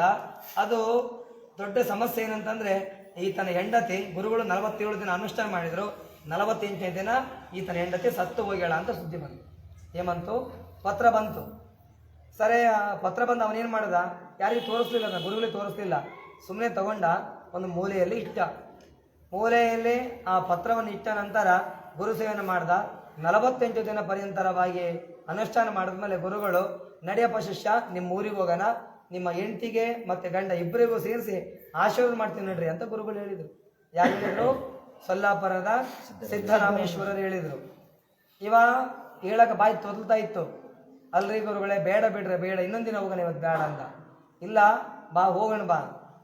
ಇವನಿಗೆ ಭಯ, ಎಲ್ಲಿ ಅಕಸ್ಮಾತ್ ಹೆಂಡತಿ ಸತ್ತಾಳ, ಮುಡ್ಚೆಟ್ಟಾಗೈತೆ, ಮೈಲಿಗೆ ಆಗೈತೆ, ಅನುಷ್ಠಾನಕ್ಕೆ ಭಂಗ ಆಗೈತೆ ಅಂದು ಶಾಪ ಕೊಡ್ತಾರೆ ಅಂತ ತಿಳ್ಕೊಂಡು ಇವ ಸ್ವಲ್ಪ ಭಯ ಬಿದ್ದು ಗುರುಗಳು ಹೇಳಲೇ ಇಲ್ಲ. ಗುರುಗಳು ಆದ್ರೂ ಸಹಿತ ಹೋಗೋಣ ನಡಿ ಅಂತಂದೇಳಿ ಸಿದ್ದರಾಮೇಶ್ವರರು ಆ ಶಿಷ್ಯನನ್ನು ಕರ್ಕೊಂಡ್ರು. ಸೀದಾ ಹೆಂಡತಿ ಊರಿಗೆ ಹೋದ್ರು. ಅಲ್ಲಿ 1000 ಜನ ಸುತ್ತಮುತ್ತ ನೆರೆದಿದ್ರು. ಎಲ್ಲರ ಜನರ ಆಕ್ರಂದನ, ಕಣ್ಣೀರಾಗ್ತಾ ಇದ್ರು, ಅಳ್ತಾ ಇದ್ರು, ದುಃಖ ಪಡ್ತಾ ಇದ್ರು, ಬಾಯಿ ಬಡ್ಕೊಳ್ತಿದ್ರು. ಗುರುಗಳು ಹೋದ್ರು. ಏನಾಯ್ತು ಅಂತ. ಗುರುಗಳೇ, ನಿಮ್ಮ ಶಿಷ್ಯ ಆತನ ಹೆಂಡತಿ ಸತ್ತು ಹೋಗ್ಯಾಳ. ಗುರುಗಳು ಅವಾಗ ಸತ್ತಿಲ್ಲ, ಕಿತ್ತಣಿ ನಾನು ನೋಡ್ತೀನಿ ಅಂತ ಗುರುಗಳು ತಮ್ಮ ದಿವ್ಯ ದೃಷ್ಟಿಯಿಂದ ಆಕೆಯ ಹಣೆ ಮೇಲೆ ನೋಡಿ ಆಕೆಯನ್ನು ಆಶೀರ್ವಾದ ಮಾಡಿ ಆಕೆಯ ಮಸ್ತಕದ ಮೇಲೆ ಹಸ್ತವನ್ನಿಟ್ಟು ಆಶೀರ್ವಾದ ಮಾಡಿದ್ರು. ಭಸ್ಮವನ್ನು ಹಚ್ಚಿದ್ರು. ಪ್ರಣವ ಪಂಚಾಕ್ಷರಿ ಶಿವಮಂತ್ರವನ್ನ ಜಪ ಮಾಡಿದ್ರು, ಮಕ್ಕಂಡವರು ಯಾಕೆ ಎದ್ದೇಳ್ತಾರಲ್ಲ, ಸತ್ತು ಹೋದಂತ ಆ ಹೆಂಡತರ ಸಹಿತ ಮತ್ತೆ ಅದು ಎದ್ದು ಮತ್ತೆ ಜೀವಂತವಾಗಿ ಬದುಕಿದ್ಲಂತೆ. ಕಾರಣ ಅಂದ್ರೆ ಅಲ್ಲಿ ಗುರು ಬದುಕಿಸ್ಲಿಲ್ಲ. ಅದು ಬದುಕಿಸಿದ್ದು ಯಾವ್ದಪ್ಪ ಅಂದ್ರೆ ಗುರು ಸೇವೆ. ಗುರು ಸೇವೆ, ಗುರುವಿನ ಮೇಲಿರುವಂತಹ ನಂಬಿಕೆ ಆತನ ಹೆಂಡತಿಯನ್ನ ಬದುಕಿಸ್ತು. ಹಂಗೆ ನಮ್ಮೆಲ್ಲರ ಜೀವನದಲ್ಲಿ ಆವಾಗಲೇ ಹೇಳಿದೆ ನಿಮಗೆ, ನಾವು ಬೋರ್ವೆಲ್ ತೋಡಿದ್ರೆ ನೀರು ಬರ್ತವೆ, ನಾವೇನಾದ್ರು ಆಗಿದ್ರೆ ನಿಧಿ ವಜ್ರವಡಿಗಳು ಸಿಗುತ್ತದೆ. ನಮ್ಮ ಹೃದಯಗಳನ್ನು ಆಗದಿವಪ್ಪ ಅಂದ್ರೆ, ಮನಸ್ಸುಗಳನ್ನ ಆಗದಿವಂದ್ರೆ ಬರೇ ದ್ವೇಷ ಅಸೂಯೆ ಸಿಗ್ತವೆ. ಎಲ್ಲಿ ತನ ಮಾಡ್ತೀವಿ ನಾವು ದ್ವೇಷ? ಅದಕ್ಕ ಸಿದ್ದಯ್ಯ ಪುರಾಣಿಕರು ಒಂದು ಮಾತನ್ನ ಬಹಳ ಚಂದ ಬರೀತಾರೆ. ಕಚ್ಚಿ ವಿಷ ಏರಿಸುವ ಹಾವೆ, ಕಚ್ಚದೆ ವಿಷ ಏರಿಸುವ ಮನುಷ್ಯನ ಬಗ್ಗೆ ಎಚ್ಚರ. ಕಚ್ಚಿ ವಿಷ ಏರಿಸುವ ಹಾವೆ, ಕಚ್ಚದೆ ವಿಷ ಏರಿಸುವ ಮನುಷ್ಯನ ಬಗ್ಗೆ ಎಚ್ಚರ. ಕಡಿದು ಸಾಯಿಸುವ ಹುಲಿಗೆ ಕಡಿಯದೆ ಸಾಯಿಸುವಂತಹ ಹುಲಿಗೆ ಎಚ್ಚರ. ಕಡಿದು ಸಾಯಿಸುವ ಹುಲಿಗೆ ಕಡಿಯದೆ ಸಾಯಿಸುವಂತಹ ಮನುಷ್ಯನ ಬಗ್ಗೆ ಎಚ್ಚರ ಅಂತ ಹೇಳಿದ್ರು. ಇವೆಲ್ಲವುದು ಇವತ್ತಿನ ಜಗತ್ತಿನಲ್ಲಿ ಒಂದು 10 ನಿಮಿಷ ನಡೀತದ ಮಾತಾಡಿದ್ರೆ ಮುಗಿಸೋಣ? ನಡೀತದ? ಸೊ ಜೋರ ಚಪ್ಪಾಳೆ ಹಾಕಿದ್ರೆ ಮಾತಾಡಿ. ಇವತ್ತಿನ ನಮ್ಮ ಸಮಾಜ ಯಾಗಾಗಿದೆಯಪ್ಪ ಅಂತಂದ್ರೆ, ನಾವೆಲ್ಲರೂ ಬರೀ ಯಾವುದೋ ಒಂದು ಭ್ರಮೆಯಲ್ಲಿ ನಾವೆಲ್ಲ ಬದುಕ್ತಾ ಇದ್ದೀವಿ, ಭ್ರಾಂತಿಯೆಲ್ಲ ಬದುಕ್ತಾ ಇದ್ದೀವಿ. ಸುಂದರವಾಗಿರುವಂತಹ ಜೀವನವನ್ನ ಭಗವಂತ ಕೊಟ್ಟಾನ. ಇದನ್ನ ನಾವೇನ್ ಮಾಡ್ತಾ ಇದ್ದೀವಿ? ನಾವು ಈಗ ಒಂದು ವೇಳೆ ನಮ್ಮಲ್ಲಿ ಕಡ್ಡಿಪಟ್ಟೆ ಇರ್ತದೆ, ಕಡ್ಡಿಪಟ್ಟ ಹತ್ತಾರ ಮನವಾಗಿ ಅದನ್ನ ಉಪಯೋಗ ಮಾಡೋದು. ಕೆಲವೊಬ್ಬರು ಬೀಡಿ ಹಚ್ಚಾಕ ಉಪಯೋಗ ಮಾಡ್ತಾರ, ಕೆಲವೊಬ್ಬರು ಸಿಗರೇಟ್ ಹಚ್ಚಕ ಉಪಯೋಗ ಮಾಡ್ತಾರ, ಕೆಲವೊಬ್ಬರು ಬೆಂಕಿಯನ್ನು ಹಚ್ಚಕ ಉಪಯೋಗ ಮಾಡ್ತಾರ. ಕರೆಂಟ್ ಹೋಗೋದು ಬರೋದು ಪರೀಕ್ಷೆ ನಮ್ದೇ ನಿಮ್ದಲ್ಲ.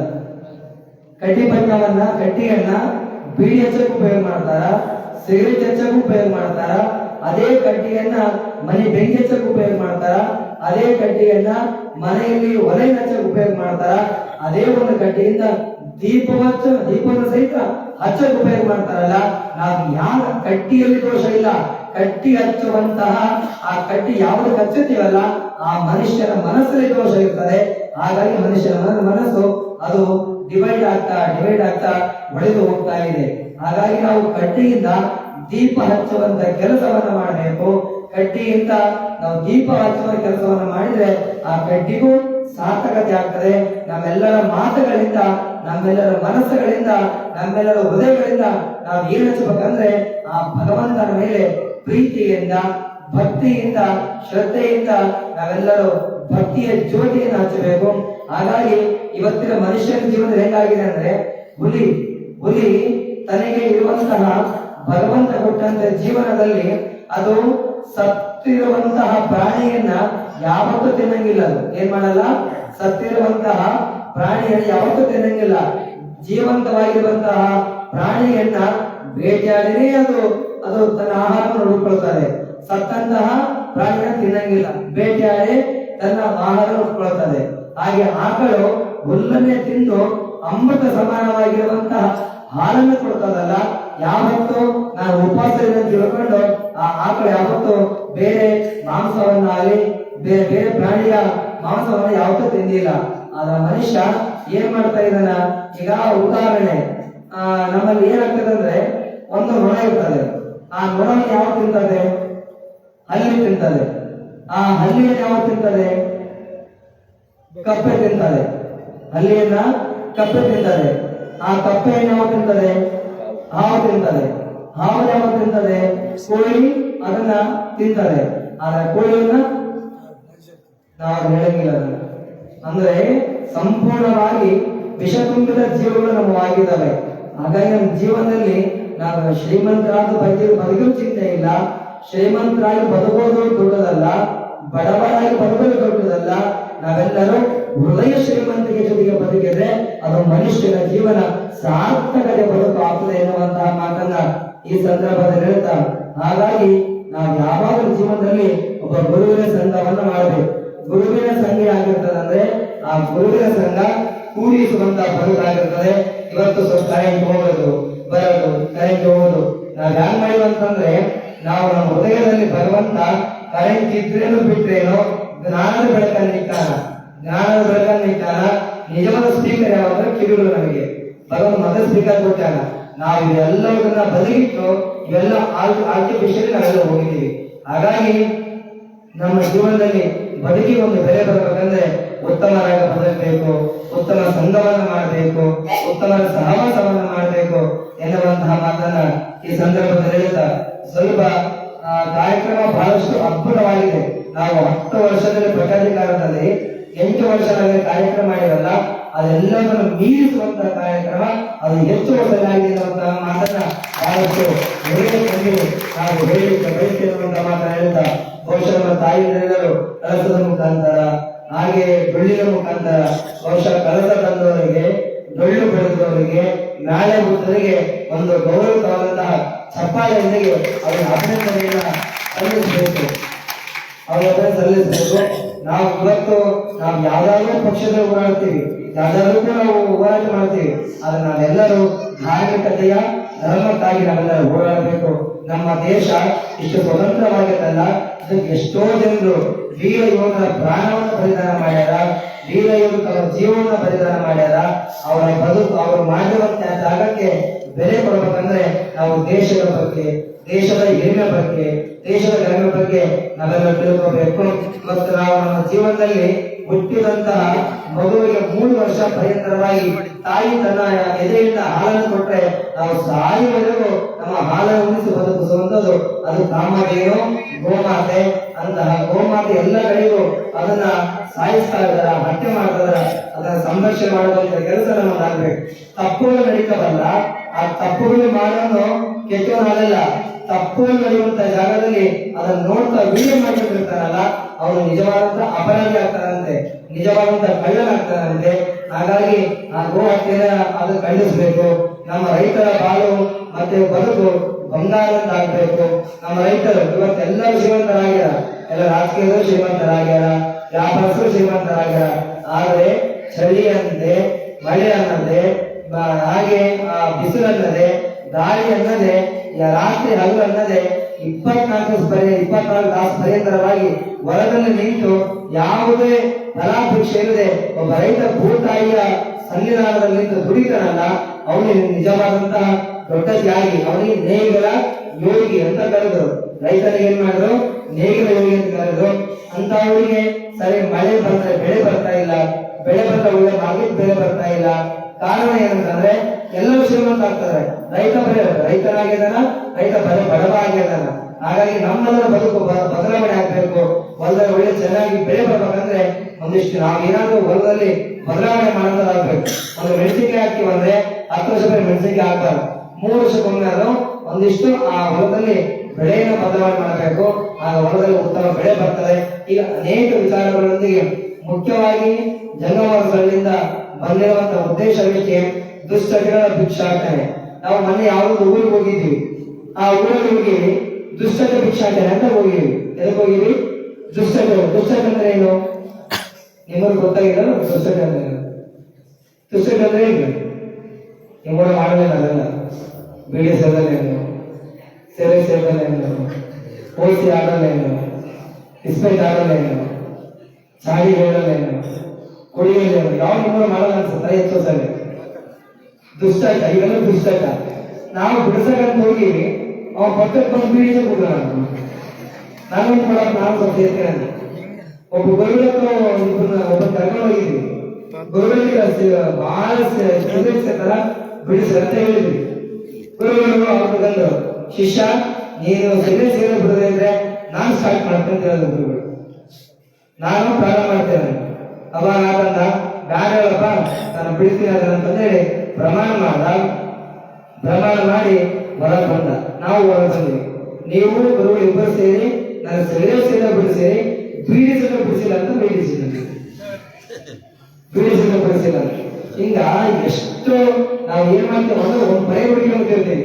ದೇವರ ಕಾರ್ಯಗಳಿಗಾದ್ರೆ, ಪುರಾಣ ಪುಣ್ಯಗತಿಗಳಿಗಾದ್ರೆ ಪರಿಹಾರ ಹುಡುಕಲ್ಲ.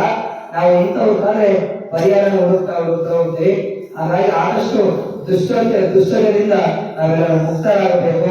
ನಮ್ಮ ಗ್ರಾಮ ಇವತ್ತು ನಮ್ಮ ತಾಯಿಯರ ಬಾಂಧವ್ಯ ಗಟ್ಟಿಯಾಗಿ ಉಳಿಬೇಕಂದ್ರೆ ಒಬ್ಬ ತಾಯಿ ಹುಟ್ಟಿನಿಂದ ತಂದೆಯ ನೆರಳಲ್ಲಿ ಬೆಳೀತಾಳ. ಒಂದು ಹೆಣ್ಣು ಹುಟ್ಟಿನಿಂದ ತಂದೆ ಆಶ್ರಯದಲ್ಲಿ ಬೆಳೀತಾಳ, ಮದುವೆ ಆದ ನಂತರ ಗಂಡನ ಆಶ್ರಯದಲ್ಲಿ ಬೆಳೀತಾಳ, ಮಕ್ಕಳಾದ ನಂತರ ಮಕ್ಕಳ ವಯಸ್ಸಿಗೆ ಬಂದಾಗ ಮಕ್ಕಳ ಆಶ್ರಯದಲ್ಲಿ ಬೆಳೀತಾಳ. ಆಕೆಯ ಮಾಂಗಲ್ಯ ಗಟ್ಟಿಯಾಗಿರ್ಬೇಕಂದ್ರೆ ಮೊದಲು ಗಂಡ ದುಷ್ಟಗಳನ್ನು ಬಿಡಬೇಕು, ಅವಾಗ ಆಕೆಯ ಮಾಂಗಲ್ಯ ಮುಟ್ಟದೆ ತರ ಉಳಿತದೆ. ಇವತ್ತು ಬಹಳ ಜನ ತಾಯಿ ಹೇಳ್ತಾರ ಸಿಗರೇಟ್ ಸೇದಬಿಡು, ಬೀಡಿ ಸೇದಬಿಡು ಅಂತ ತಾಯಿಯನ್ನು ಹೇಳಿದ್ರೆ ಅವರೆಲ್ಲ ಏನ್ ಮಾಡ್ತಾರ, ಆಯ್ತು ಬಿಡ್ತಾರೆ ಮತ್ತೆ ಸುಮ್ಮನೆ ಪ್ರಮಾಣ ಮಾಡ್ತಾರ. ಈಗ ನಿಮ್ಗೆ ಒಮ್ಮೆ ಏನಾಗಿತ್ತಂದ್ರೆ ಇವೊಬ್ಬ ಶಿಷ್ಯ ಗುಟ್ಟಿ ಹಾಕೊಳ್ತಿದ್ದಾವ, ಏನಂತಂದ್ರೆ ಗುಟ್ಟಿ ಹಾಕೊಳ್ತಿದ್ದ, ಅದ್ರ ಬಿಡಪ್ಪ ಅಂತ ನಾವು ಹೇಳಿದ್ವಿ ಸಂಕ್ರಮಣ ಹಬ್ಬಕ್ಕಿನ ಬೀಳಂತ ಬಿಡ್ತೀನಿ ಅಂತಂದ. ಮತ್ತೊಂದು 15 ದಿನ ಬಿಟ್ಟು ಹೋದ್ವಿ, ಮತ್ತೆ ಹಾಕೊಂಡ, ಪಾರ್ವತಿ ನಮಸ್ಕಾರ ಮಾಡಿದ, ಬಿಡ್ತೀನಿ ಅಂತಂದ ಅಂದ, ಮತ್ತೆ ಹಾಕೊಂಡ. ಅವತ್ತು ಹೇಳ್ದ, ಯಪ್ಪ ನಾನು ಗುಟ್ಟಿನ ಹಾಕೊಂತೀನಲ್ಲ, ನಾನು ಹೆಂಡತಿಯನ್ನು ಬಿಡ್ತೀನಿ ಹೊರತು ಗುಟ್ಟಿನ ಹಾಕೋದು ಮಾತ್ರ ಬಿಡಂಗಿಲ್ಲ. ನಾನು ಏನಂದ, ಮಾಡ್ಕೊಂಡಿರುವಂತಹ ಕಟ್ಕೊಂಡಿರುವಂತಹ ತಾಯಿ ಕಟ್ಟಿರುವಂತ ಹೆಂಡತಿಯನ್ನು ಬಿಡ್ತೀನಿ ಹೊರತು ನಾನು ಗುಟ್ಟಿನ ಹಾಕೋದು ಬಿಡಂಗಿಲ್ಲ ಅಂದ. ಅಂದು 15-20 ತಿಂಗಳಾಗಿಲ್ಲ, ಹೆಂಡತಿ ಯಾವ್ದು ಗರ್ಭಚೀಲ ಆಪರೇಷನ್ ಅಂತ ಹೋದ್ರು, ಬೆಳಗ್ಗೆ ಕರ್ಕೊಂಡೋದ್ರು, ಆಪರೇಷನ್ ಸ್ವಲ್ಪ ಕೆಳಬಿಟ್ಟು 1 ತಿಂಗಳಲ್ಲಿ ಆಕೆ ಭೂತಾಯಿ ಗರ್ಭದಲ್ಲಿ ಸೇರಿದ್ರು. ಶಿವ ಸನ್ನಿಧಿಯಲ್ಲಿ ಹೋದ್ರು. ಆಗ ನಾವು ಏನು ಪ್ರಮಾಣ ಮಾಡ್ತೀವಲ್ಲ ಅದ್ರ ಪ್ರಮಾಣ ಏನ್ ಮಾಡ್ತೀವಿ ಇದು ನಮ್ಮ ತಲೆ ಒಳಗಿರಬೇಕು. ಆದಷ್ಟು ನಾವು ಯಾವ ಪ್ರಾಣಿ ಪಕ್ಷಿಗಳು ಸಿಗರೇಟ್ ಬೀಡಿ ಮಾಡ್ತಾ ಇಲ್ಲ, ಗುಟ್ಕಾ ಪಾನಗಳಾಗ್ತಾ ಇಲ್ಲ, ಸುಂದರವಾಗಿರುವ ಜೀವನ ಬದುಕ್ತಾ ಇದ್ದಾವ. ನಾವೇನಂತ ಬದುಕಬೇಕು, ನಾವು ಸಿಗರೇಟ್ ಕುಡಿಯಬೇಕು, ಅದರಿಂದ ಜೀವನ ಆಯ್ತಾ ನಮಗೆ? ಹುಟ್ಟಿನಿಂದ ಬಂದಲ್ಲ ನಮ್ಮ ಜೊತೆಗೆ, ಅದು ಹುಟ್ಟಿನಿಂದ ಬಂದಿದೆ ಬಂದಿಲ್ಲ. ನಾವು ಹುಟ್ಟಿನಿಂದ ಬಂದ ಯಾವತ್ತಪ್ಪ ಅಂದ್ರೆ ತಂದೆ ತಾಯಿ ಕಲಿಸಿದಂತಹ ಸಂಸ್ಕಾರ, ತಂದೆ ತಾಯಿಗಳು ಕೊಟ್ಟಂತಹ ಸಂಸ್ಕಾರ, ಗುರುಗಳು ಕೊಟ್ಟಿರುವಂತಹ ಧರ್ಮ, ಹಿರಿಯರು ಹೇಳ್ಕೊಟ್ಟಿರುವಂತಹ ನೀತಿ, ಇವೆಲ್ಲವೂ ನಮ್ಮ ಜೊತೆಗೆ ಬರ್ತವೆ.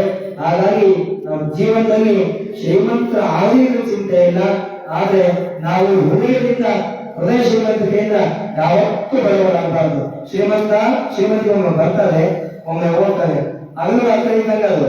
ಶ್ರೀಮಂತ ಒಬ್ಬ ಮನುಷ್ಯ ಜೀವನದಲ್ಲಿ ಹುಟ್ಟಿರ್ತಾರೆ, ಶ್ರೀಮಂತನಾಗಿಯೇ ಬಡವನಾಗಿ ಸತ್ತಿದ ಉದಾಹರಣೆ ಇಲ್ಲ. ಶ್ರೀಮಂತನ ಸತ್ತಿದ ಉದಾಹರಣೆ ಇಲ್ಲ. ಶ್ರೀಮಂತನಾದ್ರೇನು ಅದೇ 6 ಅಡಿ 3 ಅಡಿ, ಬಡವನಿಗಾದ್ರೇನು 6 ಅಡಿ 3 ಅಡಿ. ಶ್ರೀಮಂತನಿಗೆ ಸತ್ತಾಗ ಐಸ್ ಕ್ಯೂಬ್ ಇರ್ತಾರ, ಅದೇನ್ ಮಾಡ್ತಾರ, ಐಸ್ ಕ್ಯೂಬ್ ಫ್ರಿಜ್ ಅಲ್ಲಿ ಇರ್ತಾರ. ಬಡವ ಸತ್ತಪ್ಪ ಅಂತಂದ್ರೆ ಅಥವಾ ಬೆಳಿಗ್ಗೆ ಸತ್ತಂದ್ರೆ ರಾತ್ರಿಯಲ್ಲಿ ಅಂತ್ಯಕ್ರಿಯೆ ಮಾಡ್ತಾರ. ಆದ್ರೆ 6 ಅಡಿ 3 ಅಡಿ ಇಬ್ಬರು ಇರ್ತದೆ. ನಮ್ಮ ಜೀವನದಲ್ಲಿ ಯಾವಾಗ ಸಾಯ್ತವೋ ಗೊತ್ತಿಲ್ಲ, ಯಾವ ಕಣ್ಣು ಮುಚ್ಚಿದವೋ ಗೊತ್ತಿಲ್ಲ, ಯಾವ ಭೂತಾಯಿನ ಎಳ್ಕೊಂಡೋ ಗೊತ್ತಿಲ್ಲ. ನಾವು ನಡೆದಾಡುವಂತಹ ಮಣ್ಣಿನಲ್ಲಿ ಭೂಮಿಯಲ್ಲಿ ಒಂದಲ್ಲ ಒಂದು ದಿನ ನಮ್ಮ ಅಂತ್ಯ ಆಗ್ತದೆ. ಆ ಅಂತ್ಯ ಯಾಕಾಗಬೇಕಂದ್ರೆ ನಮ್ಮ ಒಳ್ಳೆಯ ಧರ್ಮದೊಂದಿಗೆ, ನೀತಿಯೊಂದಿಗೆ, ಸನ್ಮಾರ್ಗದೊಂದಿಗೆ ನಮ್ಮೆಲ್ಲರ ಬದುಕು ಸವೆಸಬೇಕು. ನಾವು ಬದುಕುವಂತ ಬದುಕು ತಂದೆ ಜನ್ಮ ಕೊಟ್ಟಂತಹ ತಂದೆ ತಾಯಿಗಷ್ಟೇ ಅಲ್ಲ, ಈ ಬದುಕು ಕೊಟ್ಟಂತ ಭಗವಂತನಿಗೆ ತೃಪ್ತಿ ಆಗಬೇಕು. ಆ ಭಗವಂತನಿಗೆ ತೃಪ್ತಿ ಆಗುವ ಹಾಗೆ ಬದುಕನ್ನು ಬದುಕಿದ್ದಾರೆ, ಆವಾಗ ನಮ್ಮ ಬದುಕು ಸಾರ್ಥಕವಾಗುವಂತಹ ಮಾತನ್ನ ಕೊನೆಯದಾಗಿ ತಿಳಿಸ್ತಾ, ನೀವೆಲ್ಲರಿಗೆ ಶ್ರೀಮಠದಲ್ಲಿ ನಡೆಯುವಂತಹ ಜಾತ್ರಾ ಮಹೋತ್ಸವದ ಫೆಬ್ರವರಿ 9ನೇ ತಾರೀಕು, ಮುಂದಿನ ತಿಂಗಳು ಫೆಬ್ರವರಿ 9ನೇ ತಾರೀಕು ಶ್ರೀಮಠದಲ್ಲಿ ಪುರಾಣ ಪ್ರವಚನ ಕಾರ್ಯಕ್ರಮ ಪ್ರಾರಂಭ. ಹಾಗೆ ಅದು 20ನೇ ತಾರೀಕು ಫೆಬ್ರವರಿ ಪುರಾಣ ಪ್ರವಚನ ಮಹಾಮಂಡಲ ಜಾತ್ರಾ ಮಹೋತ್ಸವ ಕಾರ್ಯಕ್ರಮ, ಸಾಮೂಹಿಕ ವಿವಾಹ ಕಾರ್ಯಕ್ರಮಗಳಿರುತ್ತಾರೆ. ಆ ಕಾರ್ಯಕ್ರಮಕ್ಕೆ ನೀವೆಲ್ಲ ಬರ್ತೀರಾ? ಬರ್ತೀವಿ? ಒಮ್ಮೆ ನಮಗೆ ಪ್ರೋತ್ಸಾಹ ಮಾಡಿ ಚಪ್ಪಾಳೆ ಮುಖಾಂತರ ಸಾಮೂಹಿಕ ವಿವಾಹ ಕಾರ್ಯಕ್ರಮಕ್ಕೆ ನಮ್ಮ ಶಾಸ್ತ್ರೀಯ ಹಾಗೆ ಮತ್ತೆ ಮದುವೆ ಕೂಡ ಒಬ್ಬ ಹಿಂಗೆ ಮಾಡಿದ್ದವ, ಅವ ಮಾಡಿದ ಒಬ್ಬರಿಗಿದ್ದ ಬದಿಗೆ ಆ ಮಠ ಸ್ವಾಮಿಗಳು ಬಹಳಷ್ಟು ಹಿಂಸೆ ಅನುಭವಿಸಿದ್ರು. ಮದುವೆ ಅಂತ ಗುರುಗಳು ಹೇಳಿದ್ರೆ ಅವ ಬಂದ ಮದುವೆ ಆದ ಹೋದ.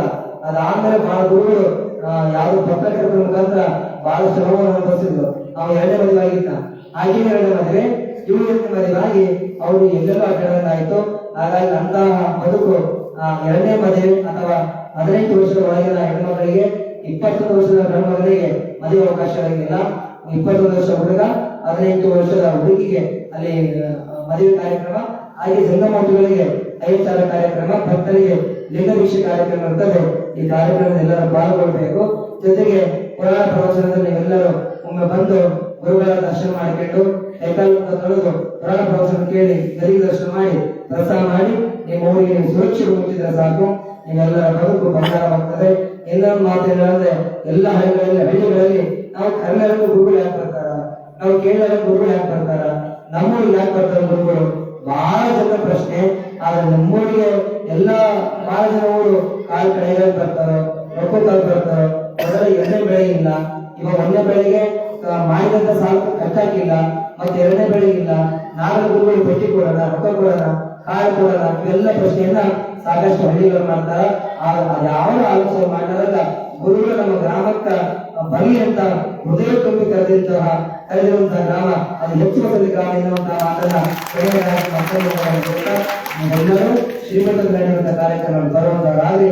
ಜೊತೆ ಊರಲ್ಲಿ ಯಾವುದೇ ರಾಜಕೀಯ ಇರಲಿ, ಯಾವುದೇ ಪಕ್ಷ ಇರಲಿ, ಅದು 5 ವರ್ಷಕ್ಕೊಮ್ಮೆ ಬರ್ತಾರೆ. ಅದು ಮನೆ ಅದು ಹೊಸರು ಒಳಗಿರಲಿ, ಅದು ನೀವೆಲ್ಲರೂ ಹೊರಗೆ ಬಂದರೆ ದೈವದ ಮಕ್ಕಳಾಗ್ರಿ, ದೇವರ ಮಕ್ಕಳಾಗ್ರಿ, ಧರ್ಮದ ಮಕ್ಕಳು ನೀವೆಲ್ಲರ ಆಗಲಿ ಎನ್ನುವಂತ ಮಾತನ್ನ ಹೇಳಿದ. ನಿಮ್ಮ ಊರಲ್ಲಿ ವರ್ಷಕ್ಕೊಮ್ಮೆ ಪುರಾಣ ಹಚ್ತೀರಿ, ನಿಮ್ಮ ಊರಲ್ಲಿ ಹಚ್ತೀರ ಇಲ್ಲ? ಮೊದಲು ಯಾರು ಹಚ್ಚಿದ್ರೆ ಯಾವಾಗಾದ್ರು? ಅದು ಪುರಾಣ ಯಾವ ವ್ಯಕ್ತಿಯಿಂದ ನಿಂತಲೂ ಗೊತ್ತಿಲ್ಲ, ಯಾವ ಸಂದರ್ಭಗಳಿಂದಲೂ ಗೊತ್ತಿಲ್ಲ, ಯಾವ ಸ್ಥಳಗಳಿಂದಲೂ ಗೊತ್ತಿಲ್ಲ. ಆದ್ರೆ ಈಗ ಇಷ್ಟು ಸಂಸ್ಕಾರ ಇತ್ತಲ್ಲ, ಈ ಸಂಸ್ಕಾರ ಇನ್ನು ಉತ್ತೇಜನ ಆಗ್ಬೇಕಂದ್ರೆ ಒಂದು 5 ದಿನವಾದ್ರೂ ಅಥವಾ 9 ದಿನವಾದ್ರೂ 11 ದಿನವಾದ್ರೂ ಪುರಾಣ ಪ್ರವಚನ ಹಚ್ಚಿ ಮಕ್ಕಳ ಸಂಸ್ಕಾರವನ್ನು ಹಾಕ್ತಾರ, ಎಲ್ಲ ತಾಯಿನ ಸಂಸ್ಕಾರವನ್ನು ಹಾಕ್ತಾರ.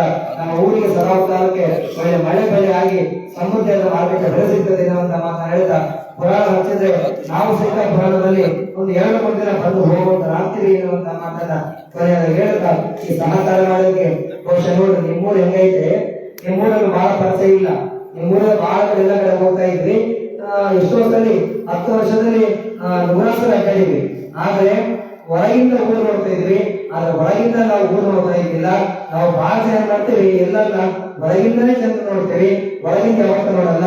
ಆದ್ರೆ ಹೊರ ಹೆಂಗಿರ್ಲಿ, ಆದ್ರೆ ಒಳಗ ತುಂಬಿದ ಕೊಡ ಇರಬೇಕು, ಅದರ ಪ್ರೇಮ ಇರಬೇಕು. ಅಂದ್ರೆ ಇಡೀ ಆಗಿರುವ ಸ್ಥಳೀಯಲ್ಲಿ ಹೆಚ್ಚಿನ ಸ್ಥಳೀಯಲ್ಲಿ ಭಕ್ತಿ ತುಂಬಿದ ಭಾವ ತುಂಬಿದ ಕೊಡ ತುಳಿದಂಗಿಲ್ಲ ಅಂತಾರಲ್ಲ, ಅಂದ್ರೆ ಭಕ್ತಿ ಭಾವ ತುಂಬಿರುವಂತಹ ಪ್ರೀತಿಯಿಂದ ತುಂಬಿರುವಂತಹ ಗ್ರಾಮ ಅದು ಹೆಚ್ಚುವರಿ ಗ್ರಾಮ ಅಂತ ಬಂದಿದೆ. ನನ್ನ ಒಂದು ಪುಣ್ಯ ಎನ್ನುವಂತಹ ಮಾತಿನ ಸಂದರ್ಭದಲ್ಲಿ ಬಹುಶಃ ನಾವು 8 ವರ್ಷ ಸದ್ಭಾವನೆ ಯಾತ್ರೆ ಮಾಡಿದ್ದಕ್ಕೆ ಸಾರ್ಥಕತೆಯ ಜೀವನವನ್ನ ಯಾವ ಗ್ರಾಮ ಮಾಡಬೇಕಾದ್ರೆ ಅದು ಹೆಚ್ಚುವರಿ ಗ್ರಾಮ ಮಾಡಬೇಕಿದೆ ಎನ್ನುವಂತಹ ಮಾತನ್ನ ಹೇಳ್ತಾ ಈ ಗ್ರಾಮಕ್ಕೆ ನಾವು ಬರಬೇಕಂದಾಗ ನಾವು ಬಸವಗೌಡ ಮಲ್ಲಿಕಾರ್ಜುನ ಸ್ವಾಮಿ ಹೇಳಿದ್ದೇವೆ. ಸ್ವಾಮಿ ನಾವು ಹೆಚ್ಚುವರಿಯಲ್ಲಿ ಪ್ರತಿ ವರ್ಷ ಜಾತ್ರಾ ನಿಮಿತ್ತವಾಗಿ 11ರಲ್ಲಿ ಆಯ್ಕೆ ಮಾಡ್ಕೊಂಡು ಹೋಗ್ತೀವಿ. ಹೊಸ ಊರುಗಳೊಂದಿಗೆ ಗ್ರಾಮಗಳೊಂದಿಗೆ ಯಾವ್ದಾರು ನೋಡಿ ಊರು ಅಂದ್ರೆ ಅವ್ರು ಹೆಚ್ಚುವರಿ ಆಯ್ಕೆ ಮಾಡಿದ್ರು. ಅವ್ರು ಹೆಚ್ಚುವರಿ ಯಾರಂದ್ರೆ ಅವ್ರ ಗ್ರಾಮದ ಎಲ್ಲ ಹಿರಿಯರನ್ನ ಹೆಸರು ಬಹಳ ಜನ ಗೊತ್ತಿಲ್ಲ, ನಮಗೆ ಒಬ್ಬರಿಬ್ಬರು ಗೊತ್ತಾ ಇದೆ. ಆದ್ರೆ ಅವರೆಲ್ಲರ ಹೆಸರು ನಮ್ಮ ಹೃದಯದಲ್ಲಿ ಸದಾ ಇರ್ತದೆ. ಅವ್ರು ಹೇಳಿದಾಗ ಅವರು ನಾವು ಹಿರಿಯರನ್ನ ಕಲಿತು ಮೊನ್ನೆ ಬನ್ನಿ ಮಕ್ಕಳ ಪ್ರತಿಷ್ಠಾಪನೆ ಬಂದಿದ್ವಲ್ಲ, ಅವ ಒಂದಿಷ್ಟೆಲ್ಲ ಪರಿಚಯ ಆಗಿದ್ರು. ಅವಾಗೆಲ್ಲ ಅವ್ರನ್ನ ಒಂದಿಷ್ಟೆಲ್ಲ ಕರೆದು ಕಾರ್ಯಕ್ರಮಕ್ಕೆ ಪ್ರಾರಂಭ ಮಾಡೋದು ಹೇಳಿದ್ರಿ. ಮಲ್ಲಿಕಾರ್ಜುನ ಸ್ವಾಮಿಯವರು ಸ್ವಾಮಿಯವರು ಬಂದು ಗ್ರಾಮದ ಎಲ್ಲ ನಿಮ್ಮ ತಾಯಿಯರನ್ನ, ಯುವಕರ ಬಳಗದನ್ನ, ಯಜಮಾನರನ್ನ, ಹಿರಿಯರೆಲ್ಲರನ್ನ ಕೂಡಿಸಿಕೊಂಡು ಇಂತಹ ಸಂಘಟನೆಯನ್ನ ಮಾಡಿದ್ದಾರೆ. ಈ ಕಾರ್ಯಕ್ರಮಕ್ಕೆ ನಮ್ಮ ಚಾಣಾಲಿನ ತಿಪ್ಪೇಶ್ವರ ಸ್ವಾಮಿ, ಹಾಗೆ ಕರೂರಿನ ಚಂದ್ರಶೇಖರ ಸ್ವಾಮಿ ಅವರು ಬಂದಿದ್ದಾರೆ. ಬಸವಗೌಡದಿಂದ ಉತ್ತಯ್ಯ ಸ್ವಾಮಿ ಬಂದಿದ್ದಾರೆ. ಇದ್ರ ಜೊತೆಗೆ ಇನ್ನೂ ಸಂಘಟನೆ ನಮ್ಮ ಸಿದ್ದವಾದ ಪಂಥದ ಅಥವಾ ಮೊತ್ತಂಗಡಿ ಕೊಡ್ತಾನೆ. ಮೊತ್ತಂಗಡಿಯಲ್ಲಿ ಕೆಲಸ ಮಾಡುವಂತಹ ಹೊಲಗಳಿಗೆ ಬರ ಮೊತ್ತ ಕೊಡ್ತಿದ್ದ. ಆದ್ರೆ ನಿಮ್ಮೆಲ್ಲರಿಗೆ ಗುರುಗಳ ಒಂದು ಪ್ರೀತಿಯ ಭಕ್ತಿಯನ್ನ ಅವರು ಕರುಣಿಸಿದ್ದಾರೆ. ಅಂತ ಸಿದ್ದಾಪುರ ಸಹಿತ ಕಾರ್ಯಕ್ರಮದಲ್ಲಿ ನಿಮ್ಮೂರಲ್ಲಿ ಬಂದು ಸಂಘಟನೆ ಮಾಡಲ್ಲ, ಇದ್ದೂರು ಸಂಘಟನೆ ಮಾಡೋದು ಬಹಳ ದೊಡ್ಡದಲ್ಲ. ಬೇರೂರಿಂದ ಬಂದು ನಿಮ್ಮೂರಿನ ಸಂಘಟನೆ ಜೊತೆಗೆ ಅವರು ಕೈ ಕೂಡಿಸಲ್ಲ, ಅದು ಬಹಳ ದೊಡ್ಡದು. ಅಂತ ಪ್ರೀತಿಯನ್ನ ನೀವು ಇದ್ದೂರು ಅಷ್ಟೇ ಅಲ್ಲ, ಹೊರಗಿನ ಊರಲ್ಲಿ ಬಂದರೂ ಸಹಿತ ಅವರ ಪ್ರೀತಿಯಿಂದ ಕರ್ಕೊಂಡು ಕೈಗೆ ಕೈ ಕೊಟ್ಟು ಅವರನ್ನು ಕರ್ಕೊಂಡಿದ್ದ ದೊಡ್ಡ ಸಂಘಟನೆ ಕಾರ್ಯಕ್ರಮ ಮಾಡಿರಲ್ಲ, ಇದು ಬಹಳ ದೊಡ್ಡದು, ಬಹಳ ವಿಶೇಷ ಎನ್ನುವಂತ ಮಾತನ್ನ ಕೊನೆಯಾಗಿ ಹೇಳ್ತಾ ನಿಮ್ಮೆಲ್ಲರಿಗೆ ಪರಮದಯಾಳು ಪಾರ್ವತಿ ಪರಮೇಶ್ವರರು ಸರ್ವಕಾಲ ಆರೋಗ್ಯ, ಭಾಗ್ಯ, ನೆಮ್ಮದಿ, ಸುಖ ಸಂತೋಷವನ್ನು ಕೊಟ್ಟು ಕಾಪಾಡಿ ನಿಮ್ಮೆಲ್ಲರ ಬದುಕು ಬಂಗಾರದ ಬದುಕು ಆಗಿರುವಂತಹ ಮಾತನ್ನು ಹೇಳ್ತಾ ನನ್ನ ನುಡಿಗಳಿಗೆ ವಿರಾಮ ರಹಿತಿದ್ದೇವೆ. ಓಂ ಶಿವಂ ಭೂಯಾತ್. ಓಂ ಶಾಂತಿ ಶಾಂತಿ ಶಾಂತಿ.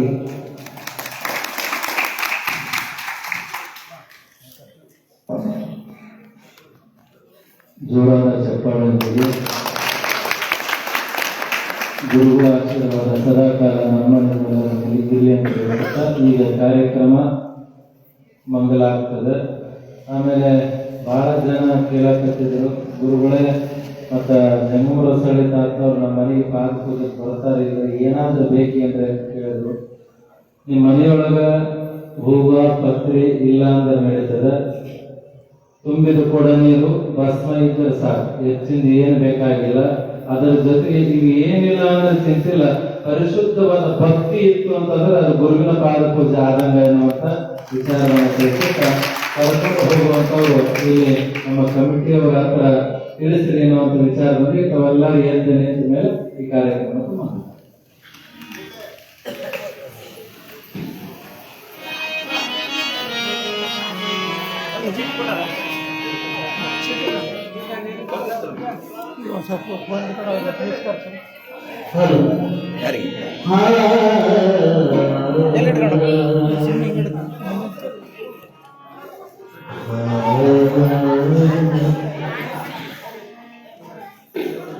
ಮೊದಲಾಗಿ ಭದ್ರಸ್ವಾಮಿಗೆ, ಎರಡನೇದಾಗಿ ಮಲ್ಲೇಸ್ವಾಮಿ, ಮೂರನೇದಾಗಿ ಜಡೇಸ್ವಾಮಿ, ನಾಲ್ಕನೇದಾಗಿ ಪೂಜಾಯ ದೇವರಿಗೆ ಪೂಜಾಯ, ಆಮೇಲೆ ಕೃಷ್ಣ ಗುರಿ, ಆಮೇಲೆ ಗೋವಿಂದಪ್ಪ, ರಾಜಣ್ಣ ಸ್ವಾಮಿ, ಒನ್ನೂರಪ್ಪ,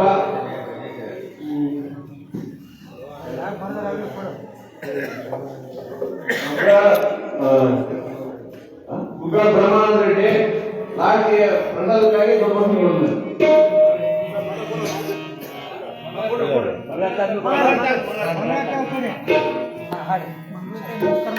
ಜ್ಯೋತಿ ಬೆಳಗಿತು, ಜ್ಯೋತಿ ಬೆಳಗಿತು, ಜ್ಯೋತಿ ಬೆಳಗಿತು, ಜ್ಯೋತಿ ಬೆಳಗಿತು.